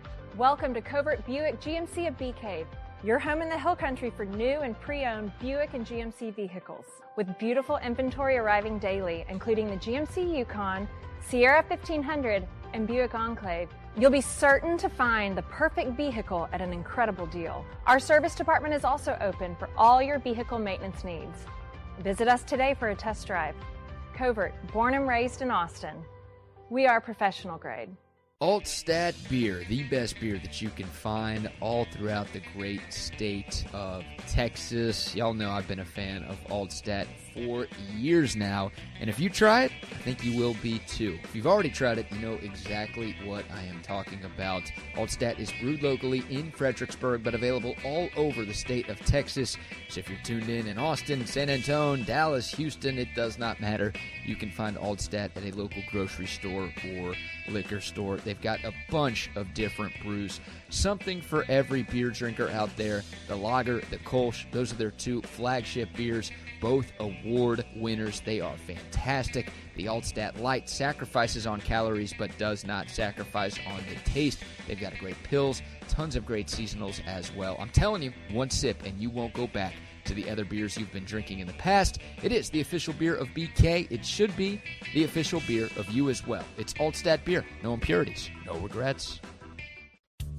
Hey y'all, I'm Camille McKay. And I'm Tom McKay, owner of Audiovisual Consultations. The old man and I are here to give you your summer weather forecast. It's hot. That's right, kid. Which means it's time for pool parties, grilling burgers, and taking a beach vacation, right? Well, I don't know about a vacation, but audiovisual brings more heat than any tropical destination. It was worth a shot. I'll settle for some outdoor speakers. You know, audiovisual can do a lot more than that. We provide outdoor video screens, audio systems, landscape lighting, even solar shades for your patio to keep the Texas heat at bay. Well, I'm sold. Let's wrap this up. I'm ready to lounge on a floaty and listen to some smooth jazz. Well, that sounds wonderful, but some smooth reggae is the way to go this summer. Good thing we can listen to both with the Sonos sound system. I call dibs on the floaty, though. Peace out. Kid, wait a second.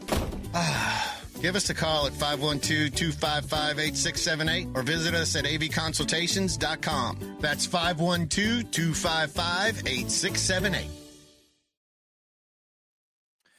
Back here on Open Gym on Texas Sports Unfiltered, rolling into hour 2 with my man Steven from Fanatic Perspective. Excited to have you back today. We have talked a lot of NBA. I don't get to talk that much about it anymore, at least on air. Talk about it off air plenty. But as someone who has followed and covered the NBA for 20 plus years, it's always good to get in those discussions with other hoop heads. Let's get into a little football talk, though. I want to get your opinion on this, as we saw the college football playoff committee meet and then break up again, and nothing has been set for what they want to go past this season. It's still the 12 teams playoff this season. They have been talking about the 5+11 model for a 16-team playoff, or the automatic qualifiers, 4 for the Big 10, 4 for the SEC, 2 for the Big 12, 2 for the ACC, and 1 for the group of 5. That is another place out there. The SEC, or the Big 10, is continuing to argue the SEC really needs to play another conference game because it's unfair to the college football world that you guys aren't losing more games. It's unfair how many of you guys, we don't want to have to play you in the playoffs because you're going to beat us because you're better teams than us, but we don't want to play you. So if any way you guys could just, knock yourself off, that would be great. That is the plan from the Big Ten. When Brett Bielema comes out and you're like, dude, you are the 9th ranked team in the SEC right now. If you come over 9th, you don't get to be part of the discussion like that. I get you're 4th in the Big Ten because the Big Ten is top heavy. Beautiful face, great chest, not much else going for her. That is what is happening at the Big Ten. And it is just a bad show the rest of the way. Steven, what do you think about, and shout out Longhorn Football Edits, by the way, what up? Appreciate everybody hanging out with us there on the chat line. But Steven, what do you think about, are you a fan of the 5+11, the fan of the automatic qualifier, or is 16 just too many teams anyway? What do you think about all this? Oh, it's too many teams. I'm an 8-team guy, but we're already at 12, right? And 16 is inevitable, right? It's just how they clear this up. I do think that if I had to look at it, I probably would lean more towards the automatic qualifiers per conference. I think that's where we're probably headed. I understand. I do understand that I think we've even talked about it before about 8 conference games versus 9, and kind of where that falls, especially, then that's not to mention the conference championship game as well, in certain cases, but everybody playing a standard set of conference games in their regular season slate. But I think you're right. I mean, the Big Ten has been way more top heavy than even the SEC. And this is something I've talked about with people, on my channel. Coming over to the SEC, I was told that the SEC is a gauntlet top to bottom, right? Like, even the teams that may not have all the wins stacked up, like, we've seen a Kentucky go and beat an Ole Miss. We saw Arkansas go and beat a Tennessee. Like, we've seen these teams. We saw Vandy beat Bama. Vandy owns the state of Alabama, as a matter of fact, right? They took out shoot. Pavi ain't lying, right? And he talking about they're gonna take out Tennessee this year. So he's saying it. He's standing on business.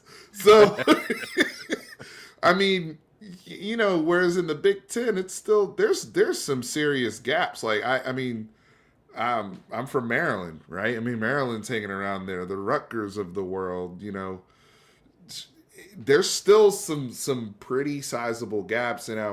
It's just interesting how self-conscious the Big Ten is, considering they've won the last 2 national championships. You think they would have a little bit more, arrogance about them instead of the whininess that we've seen behind the scenes. I think that's what's kind of been interesting to me. I mean, Ohio State broke through, Michigan broke through. What's up over there? But I agree with you about the top heaviness that we do see from that conference. No, when Indiana and Illinois are like, we've won national championships over here. Like, no, y'all didn't win nothing. Y'all played easy schedules, and you still couldn't come out because you can't beat the guys at the top. Like, you're just better than Northwestern and Purdue and all those schools. No, that doesn't make you a really good football program. Like at Texas, it was just funny. We were looking at, I think Auburn is the worst team that Texas doesn't play. Like if you were to add a game to the Texas schedule, and like a ninth conference game this year, I think Auburn would have been the easiest one. Other than that, it's like Ole Miss, Tennessee, Alabama. I think those are big games. And if you look on the Big Ten, you're like, well, if you add one more game to the Big Ten schedule, odds are it's a bad team, or at least not a good team. Odds are it's somebody that's on the lower tier. Maybe you get a USC, but you maybe get a UCLA. Mm-hmm. UCLA at home is not bad. UCLA at your home, them traveling across the country to come get you, that's not a terrible game. So well, that's the other thing, though, right? Patrick, is Auburn in the last 20 years has won they've been to 2 national championships. They've won a national championship. That's a big difference between me playing Purdue or Rutgers or any of these other programs that historically, I mean, Indiana had their best season ever just this past year. Shout out to Coach Signetti, but like historically they've been a doormat, right? Like outside of the couple of Penix years, like they've been a freaking doormat. Like it's this league, when you look at Arkansas and some of these other teams have actually won something, like at least in, been to BCS games and have had success and can rise, quicker than those other teams. So I do think there is a difference. I agree with you there, but I do think that in order for them to get to those automatic qualifying points, I don't know. I think eventually the SEC may get to eventually playing 9 conference games. I don't know if there's a way to work around that long term, Patrick. I think there is, and it like they said they wanted to play. The Big Ten said they wanted to play SEC teams. I'm all for that. I think they said that in the fact of we'll play you all every year, but you have to do 9 games. And we're like, no, we're not going to do 9 games. We'll do 8 and play you every year, and we'll dominate it because our lower end is just way better than your lower end. So even if Ohio State and Michigan and Penn State and Oregon win, I think the rest are going to, maybe USC get a win, but you're probably going to win. Georgia's going to beat one of those teams one year, or Bama or Texas can beat one of those teams. But yeah, we look at Indiana last year. This is their great year, though. This is their schedule. Florida International, Western Illinois, UCLA, Charlotte, Maryland, Northwestern, Nebraska, Washington, Michigan State, Michigan. They lose to Ohio State, and then they beat Purdue. You can't tell me that's the same. No. You just can't. No. That's almost, I hate to say it, but that's starting to feel like it's like, wow, is that a G5 schedule? Like that's an ACC schedule. That's a Big 12 schedule. And I get it. It's like they're decent teams. Nebraska is not a bad football team. Not now. Yeah. But also you can't go, well, we beat Nebraska. We're world beaters. You go, you're supposed to. You're supposed to beat Nebraska. You're fine the conversation, then you lose to Notre Dame. As soon as you play a real team, you lose. You lose to Ohio State. You play 2 teams that were in the playoffs that both them beat you. This is the same conference when they had the Legends and Leaders divisions that one side of the division was literally like just bum juice. Like the best team was like Iowa every year. That basically had like free access to the Big Ten championship game, essentially, right? And you could tell that it was a problem because they never ever threatened Michigan or Ohio State in those games. Oftentimes they would get blown to bits, right, before those teams would either go to the playoffs or previously the BCS. So interesting. I don't know. I'm with you in terms of the look. Ohio State, to your point, Ohio State, Michigan, Oregon, Penn State, that's as good a top tier as you can ask for. Yeah. Especially when you think about recruiting, what they've done over the last few years. Penn State has very heavy expectations. They made the Final Four last year. You can't dispute none of that, right? And in reality, you go Penn State or USC is probably going to be up or down, between the years. One of those teams will go up and one of them will be down. But I think you're at 4. And for the SEC, it is when you go, well, there's Georgia, Texas, Alabama. And then you get into the Ole Miss and South Carolina this year with Lenore Sellers. Tennessee, Florida is going to look like they're bouncing back this year with Lagaway. That's just your top end, and then Auburn OU, is still if they ever find OU is a chance to get back into it. It's a blue blood. Like there's spending tons of money, tons of recruiting. They're pulling up. Yeah, it's a different level. When every week you're like, oh crap, we got this team. It just feels different. I know that it feels very SEC media right there, but look at us, man. True SEC heads now. Let's start chanting at the games. We'll start chanting at the games. But yeah, I think at the end of the day, I think we're both on the same page as everybody. I'm very much on the thing that this whole argument over the automatic qualifiers and the 5+11 is just to make us not realize that they're pushing it to 16 and nobody really wants it to go to 16. I think it's all a smokescreen to just be like, hey, the conversation is, do you want to? It's like, what of these terrible things do you want? And you go, wait, no, but what about going back to 8, or what about keeping it at 12? 12's okay. I can live with 12. We don't need to go to 16. And I think they're just not letting us even have the discussion of that. So that's what I say is there's no one that comes out and goes, oh, 12's plenty. 12 is too many. The way I describe 12, it's like a buffet. It's really fun while you're doing it. But then when you finish it, you're like, yeah, it's too much. I feel a little full there. That was too much food. Well, that's for the how people, the 12 team felt to me. For the people that are anti-12, this first year of data is on your side, right? Without question. The data is there. It's on your side of how things played out, especially how nasty that first round of games was, right? I mean, especially the games that were being played on campuses, which is not competitive. Yeah. Now, it's 1 year of data. If you want it, if things are going to change in terms of how we, as a college football society, digest this, and from whether it's digesting the 12 team now, because again, it's only 1 year data, but also going to 16 is there's going to need to be some upsets. It's going to need to feel like college basketball. That's what they're gunning for, but I just don't see us getting there. I think it's going to be like you typically see in the NFL playoffs, which you had a lot of blowouts this past year as well, right? And it kind of reflected that, especially when you start talking about home field advantage later in the season, teams with depth versus teams that don't have as much depth. You kind of see how the things play out very early in the football game.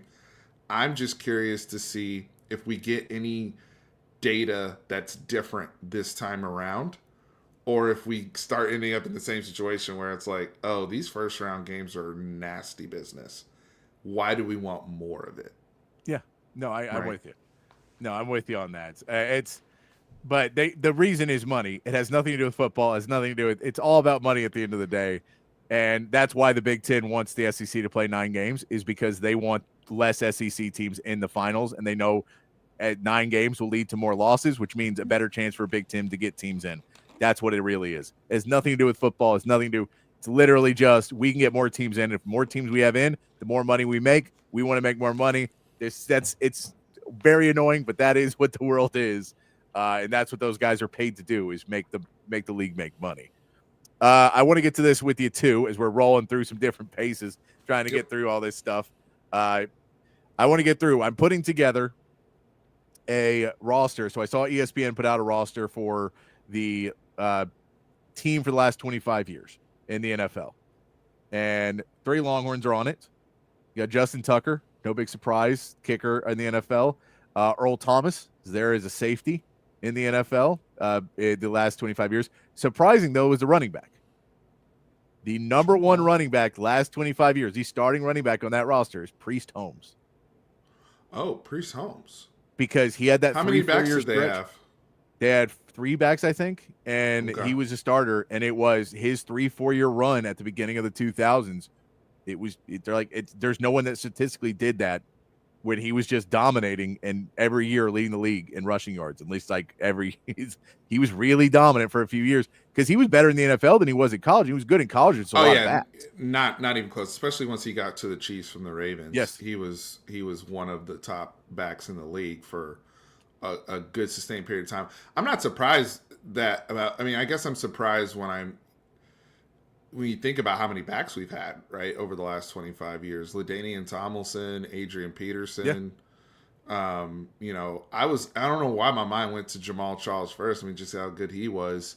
And you think about, guys that have rushed for over 2,000 yards, Jamal Lewis, Chris Johnson, then more recently, Christian McCaffrey, Derrick Henry. Yeah. So those two guys are the other two. It is Priest Holmes, Christian McCaffrey, and Derrick Henry are the three on this list. So no Adrian Peterson? Nope. Really? No LaDainian Tomlinson? Nope. Well, LT was somewhat in the 90s too, though, wasn't he?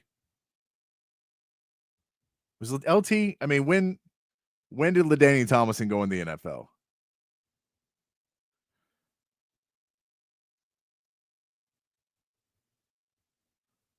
Oh, did we lose you? Did I lose? Who did we lose here? I think LaDainian Tomlinson screwed us all up here. But I thought we were taking a dramatic pause there. I believe that we have that maybe Steven has frozen. We'll see if he bounces back here in a second. But LaDainian Tomlinson, no, he was all in the 2000s. He came in the Chargers in 01. So, no, he was there.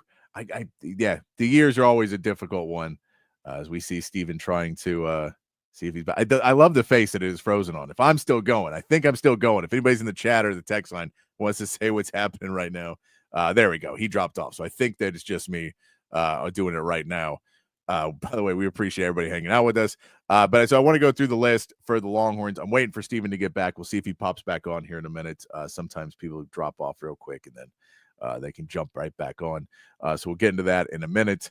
Appreciate everybody hanging out with us on a Friday afternoon as we're trying to get ready for the weekend, get ready for that Game 7 on Sunday, get ready for the NBA draft next week, and a little bit more fun. The College World Series also coming up this weekend, Coastal Carolina and LSU. That's going to be a lot of fun to watch this weekend. There we go. The face it froze on was great.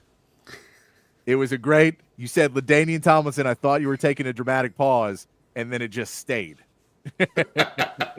I'm sorry about that. I don't know what happened. My internet dropped. No, LaDainian Tomlinson drafted in 2001. So, yeah, he was in all the 2000s. Did not. That's why I'm confused. Like, what?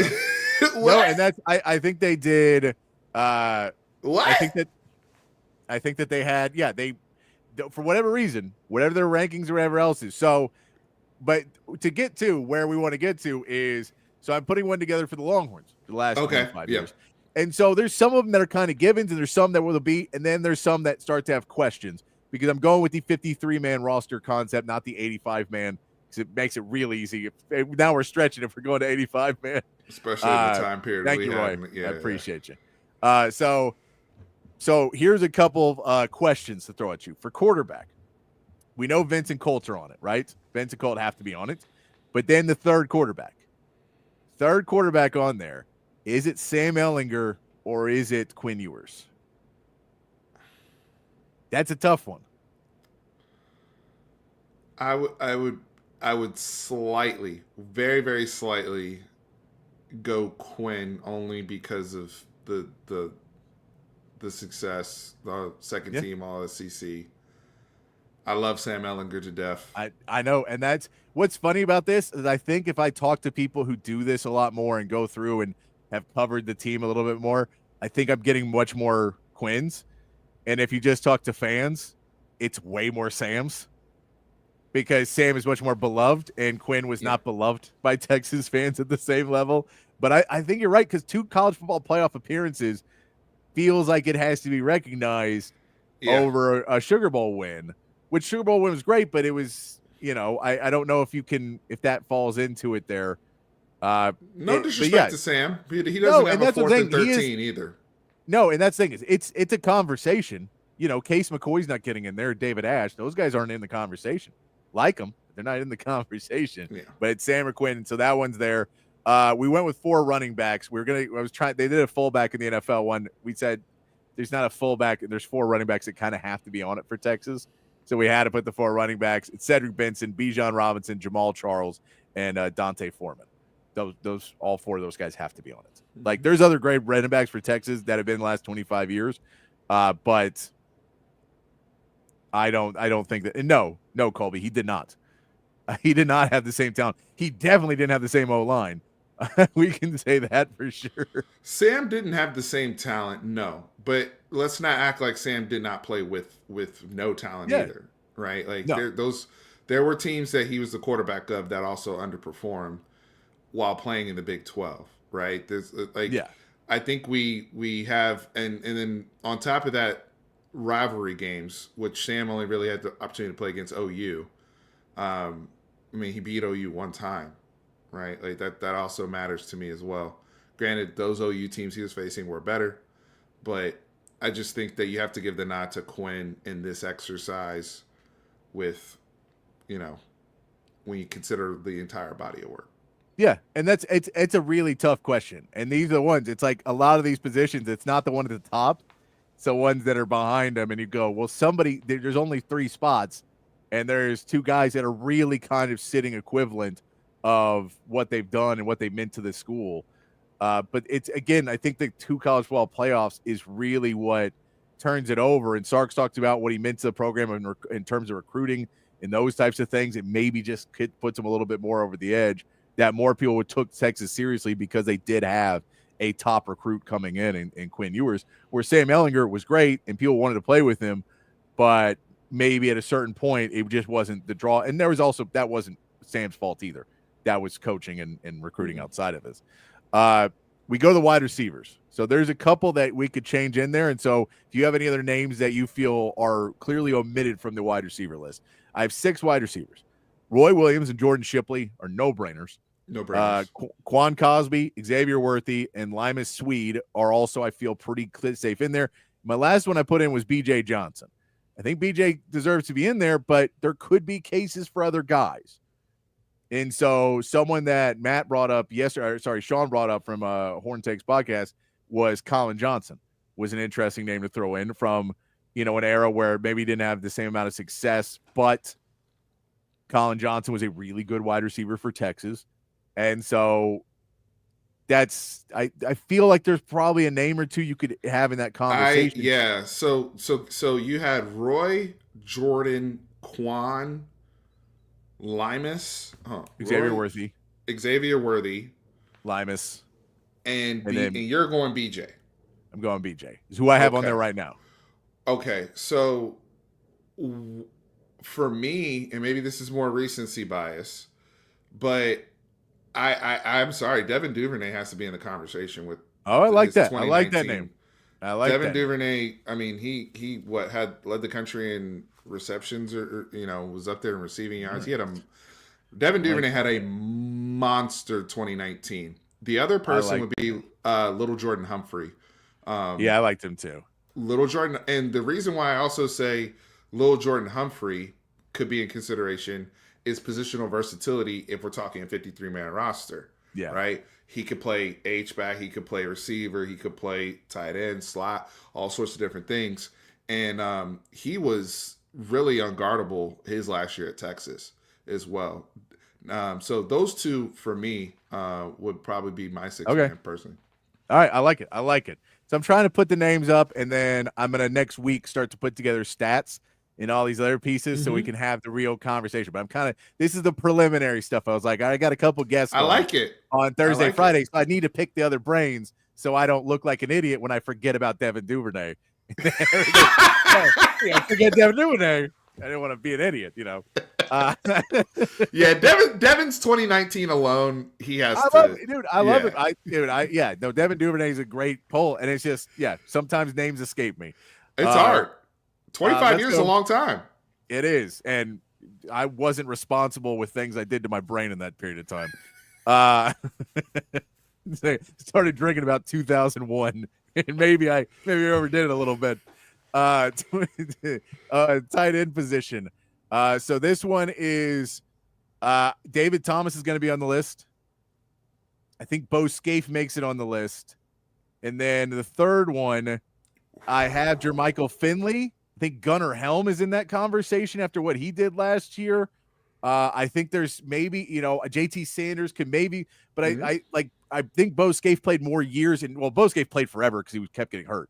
But I think Bo Scaife had like 5 seasons that he was technically on the Longhorn roster. But and so that third tight end spot's tough because to me, it is. Off break, David Thomas, Jermichael Finley have automatic spots for me. Okay. Jermichael Finley was really dominant his last year. He was really good. He was really, really good, and the OU game just stands out. Like, he was unguardable. That third spot, Jatavian did it 2 years. I think that's why I would have him over Gunnar. And they did coexist, right? Yes. It's not like now Gunnar Helm's year post Jatavian was probably better than either year Jatavian had, but Jatavian did it for 2 years. The Bo Scaife thing is fascinating because I gotta see Bo Scaife was actually really solid for a minute in the NFL.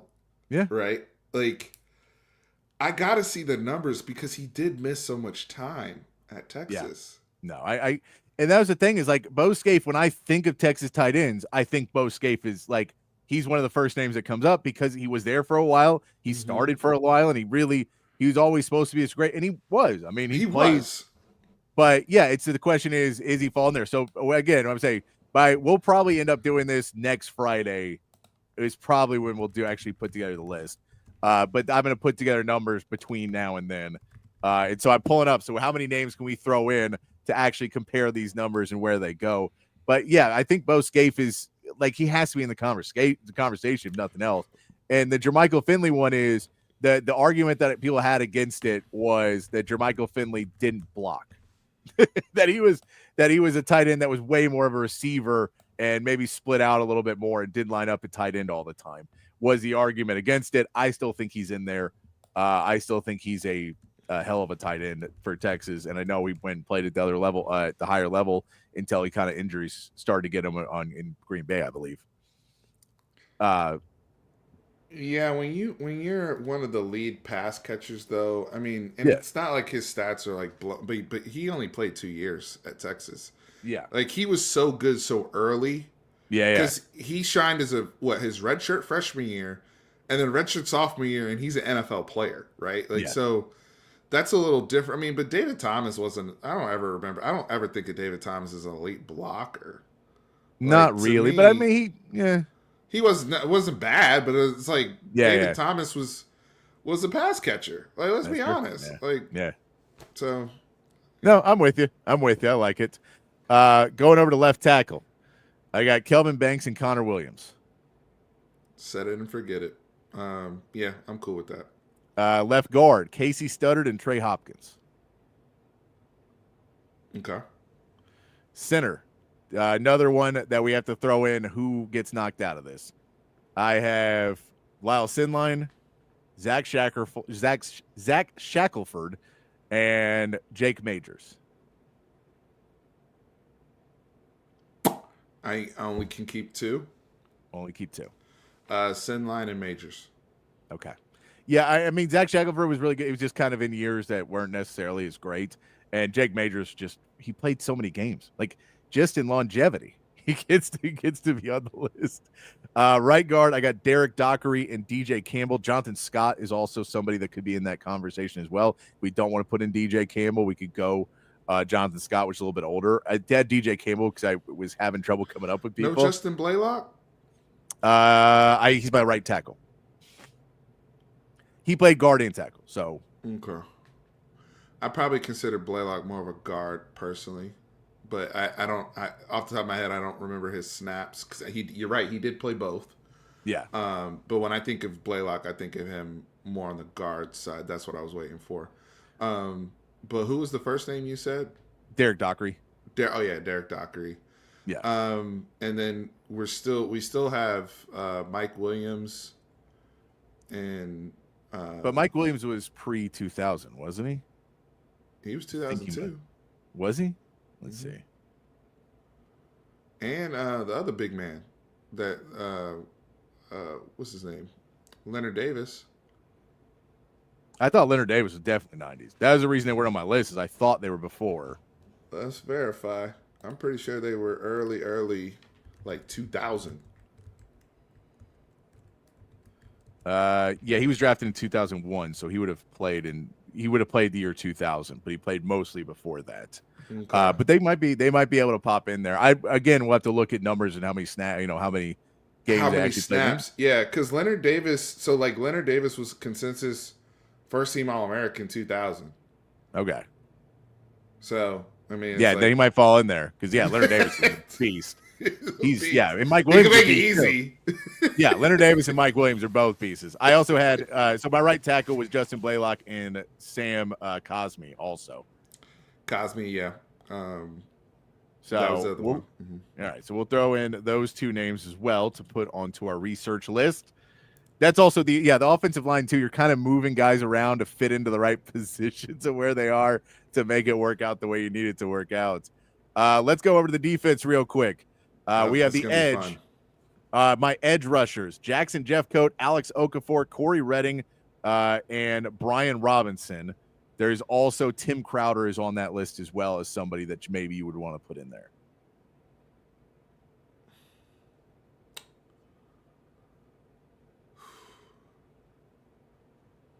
Does this okay? So you have I have linebackers are for some of the guys. So some of the guys fall back into linebacker core. like Sergio Kendall. Yes. Okay. I'm just making sure my boy wasn't forgotten. Okay. Oh no. Okay. Oh no. So I'll do linebackers first because then these next two are both. We'll go into defensive tackle. Defensive tackle is tough because just recently there's been a bunch that you feel like have to be on the list. Oh, and yeah. then That's gonna be hard. Yeah. Defensive Versus the other tackle. I have guys. 4 defensive tackles. I have Byron Murphy, Tavondre Sweat, Malcolm Brown, and Roy Miller. There's also Rod White. There's Keandre Coburn. There's Poona Ford. There's some really good defensive tackles. Marcus Tubbs. There's been some really good defensive tackles on this team. Yeah. Casey Hampton was 90s, right? I believe so, yeah. All those guys, I remember when they were playing, but that they all just fall into the era before, but they could be very early. He was another one that was drafted top 10 pick in 2001. Same thing. Damn, he's in the same boat as Leonard Davis. Yeah, they're right in that boat. All-American 2000. Yeah. So, yeah, I'm with you on the guys that are at the edge, right? Because think about it this way, Patrick. On the other side of that top 25 is Colin Simmons. Oh, yeah, 100%. 100% Colin Simmons. Because I'll tell you, there's a linebacker who's playing for the team right now. What side is he on? Yeah. No, and that's the thing is I don't know. And we'll look at his stats to see if he realistically falls into the conversation with some of the. I think there's just too many other guys that had years on him. Is Sean Rogers? Is he before? Sean Rogers. Oh, yeah. Yeah, no, Sean Rogers. What year was Sean Rogers, too? These guys I all just felt were right before. I think Sean Rogers definitely was post 2000s. The 2001 draft again. They're all right in that, right at the very beginning. So Sean Rogers. That's why I say these coaches, man. How do we not win a natty with them dudes? I don't know. Oh no, but yeah, the only reason because I liked all those guys. I remember I met a number of these guys, and so I like all. But yeah, I just think of them as that era before what I'm thinking about. But technically, they're in it. So they have to be in the conversation. It just really muddies the water. You may have to have a qualifier before you do this. Yeah, and I think there's going to be a part of how many plays in that 25 years. So Sean Rogers' whole career doesn't fall into what he did in the last 25 years. His senior year would, or his last year there. Right. In case he go 1 year versus these other guys who go, but then Tavondre Sweat really only had 1 big year. And now he won the Outland, so he's going to be in there. Because if you win once you win that award, it feels like you have, if you were the best player in the country at the position. I know. It's hard to not have you as but then you got to justify Casey Hampton and Sean Rogers. Because I'm with you when you said 4, I thought Roy Miller too. I'm no brainer. You know, the same names came up for me at D tackle. I think it's just how you want to classify the list. I mean, I think you either say the people on the borderlines count, even if it was one great year. If you were All-American, I can't argue with you. Or you had to have played asterisks. You had to have played majority of your career in that 25-year period. So we got to make that designation. But anyway, where were the linebackers? Linebackers, we go Derek Johnson, Brian Arakpo, Sergio Kindle, Demo, Anthony Hill. And then we can also go into Jordan Hicks, Malik Jefferson's there. Jalen Ford is another name you might want to throw in that conversation as some other guys that are really almost at that level. And is Demo the guy to get it out of those? Anthony Hill's going to be on there because Anthony Hill has already had 2 years where he may be the best player on a top-ranked defense. So he's going to get on the list. I know that he's still young, and Derek Johnson and Brian Arakpo and Sergio Kindle are all locks. So really you're talking about that last spot, that last fifth linebacker that could be on there. And that's where it's, it could be a Demo, it could be a Jordan Hicks, it could be a Malik Jefferson, it could be a Jalen Ford. I think Jalen Ford was an All-American, so maybe that gives him a little bit more of an edge. Back to the edge room, would we consider Sam Acho in the edge We room? would. I had him a little bit lower than what the guys that were there were. Sam Acho is also a really good player. So another one would be Cedric Reed as well. I want to give a shout out to him. He was one of the last guys that had 10 sacks in a season. Like that. So just an honorable mention, at least. All right, DBU. Let's go to this one. This one feels like a more secure list solely because I don't know if there's another person who can get over the guys that are on it. So the six cornerbacks I have are Aaron Ross, Quandre Diggs, Rod Babers, Jahdae Barron, Quentin Jammer, and Nathan Vasher. Those are my DBs. I also have safeties on here as well. So some names have not been said. We'll say our safeties too, which are Earl Thomas, Kenny Vaccaro, Michael Huff, and Michael Griffin. Do the corners one more time. I feel like this Aaron is Ross, correct. Quandre Diggs, Rod Babers, Jahdae Barron, Quentin Jammer, and Nathan Vasher. Okay. And then safeties, you had Michael Griffin in the safeties? Yes. Okay. So in the corners, man, some great names left out, right? Terrell Brown. Yeah. Ced Griffin. Yeah. That's tough, but it's fair. Yeah. I mean, these are all Americans. These are all Duke Thomas was pretty good. Yeah.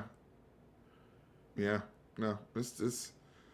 And then it gets easier. Kickers, Justin Tucker. Oh yeah. Punters, Michael Dixon. No conversation there. And then the other. So this is the last real question we'll have for you before we'll take our break, and then we'll get to a couple bold predictions. Wrap it up here on a Friday afternoon. The return man. Who do you have at your return man? Who? And it can't be Shipley. He's already on the roster. If it can't be Shipley, then I might go Dajay. Okay. I might go Dajay or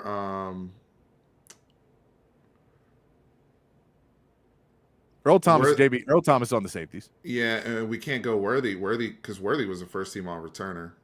Yeah, but he's already on the roster. Yeah, I would probably go Dajay Johnson. Okay. Who'd you have? Yeah, I know DJ Monroe got some love. Deshaun Jameson got some love. Ramonce Taylor, but he only played 1 year really, and he didn't have any touchdowns. He was just really Jameson had almost the record, right? Yeah, he had 3, I think. Yeah, then it'd probably be Jameson. I'd go Deshaun Jameson. Yeah, I like him on there too. All right, we got to take a break. We got to wrap it up. So we'll take a break. We'll come back. We will get into we'll make one bold prediction before we get out of here for NBA, NFL, and college football. We'll make one bold prediction that I'm going to hold Steven to, that we'll make it on, be on his tombstone. We'll do that when we come back and wrap things up here on Open Gym here on Texas Sports Unfiltered. Now, stepping up to the plate is a household name, weighing in at roughly 115 pounds with a wingspan of 98 inches. It's Samsung. Kid, I know it's baseball season, but this isn't what I meant when I said to incorporate sports into the company commercial. Sorry, old man. I just want everyone to know that audiovisual consultations can make your home feel like a stadium. That's true. Audiovisual provides stadium surround sound, huge screen video, controlled lighting, and even temperature control. On our roster, every customer is an MVP. Sounds like audiovisual knows how to score a home run with our customers. All right, kid, that's enough with the baseball puns. But I'm trying to tell everyone that audiovisual is a real catch. You'll love our services. Kid? There's nothing coming out of left field when you give us a call. We won't break your balls. Kid, we only have a minute. Pitch, please. I don't need your attitude right now. Rest assured, listeners, audiovisual is much better at installing and designing custom home theaters than we are at making jokes. Just check our stats. Give us a call at 512-255-8678 or visit us online at avconsultations.com. You see covert everywhere. That personal level of just feeling like it's a personal family interaction. The customer service, it's impeccable. It's unlike anything I've ever experienced buying a car. Over the 30 years that I've been buying cars from them, I feel like I know them and they know me. Covert's done an amazing job of making me feel valued. If you purchase a vehicle and you want to feel like you're part of a family, join the Covert family. Come and experience it for yourself. Covert, born and raised in Austin. BK here for OLIPOP. Man, this stuff is the game changer of all game changers. Their slogan is a new kind of soda, and that's exactly what it is. You get that same great soda taste, but OLIPOP is actually good for you. Inside of every can, a blend of 7 unique botanicals, plant fibers, and prebiotics. You're getting 9 grams of fiber in every can, only 2 to 5 grams of sugar, and man, the flavor is absolutely there. Classic soda flavors like cola, root beer, lemon lime, and Dr. Goodwin. That's their version of a Dr. Pepper, and some other great flavors as well. The grape, the cream soda, the cherry cola. It's all fantastic. I'm telling y'all, OLIPOP tastes just like the soda you grew up sipping, but with the added benefits of microbiome and digestive health support as well. Pick up OLIPOP at H-E-B, Target, Walmart, Whole Foods, and Costco all throughout the Austin area and the state of Texas. And head over to drinkolipop.com. Use the promo code TEXAS20 for a discount on your first purchase. It's OLIPOP, a new kind of soda.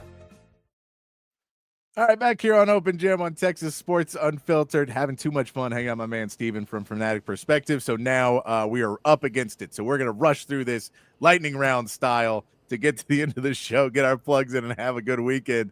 Let's hit 3 bold predictions, one from each league. We're going to talk about the NFL. I will start my bold prediction.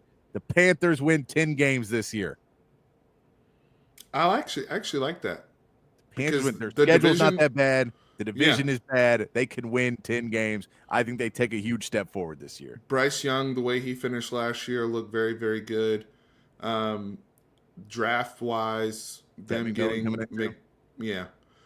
my bold prediction for the NFL is the Baltimore Ravens win the Super Bowl. They finally get over the hump. I like all the additions, including Malachi Starks in the draft. They just signed Jair Alexander. Yeah. I think their pass rush will be more consistent in the clutch, and I think Lamar finally gets over the hump. All right, let's go over to the college football. My bold prediction: LSU is a 7-win team next season. Brian Kelly is fired. I'm all in on my LSU hate this season. I'm not buying it. I'm not buying it. Whoa, that caught me off. That caught me off guard. I'm just leaning into the fact that I haven't bought this LSU team all offseason. Oh my goodness. I gotta regroup after that. My bold prediction is that Penn State's going to be a disappointment. I don't know where that's falling, but it probably falls around the neck of the woods. Is with all of what they have returning, them going out and getting Jim Knowles, the defensive coordinator, Drew Aller coming back, like all this hype around Penn State. They're supposed to be an absolute juggernaut this year. I think they missed the college football playoff. All right. I like that one. All right. NBA.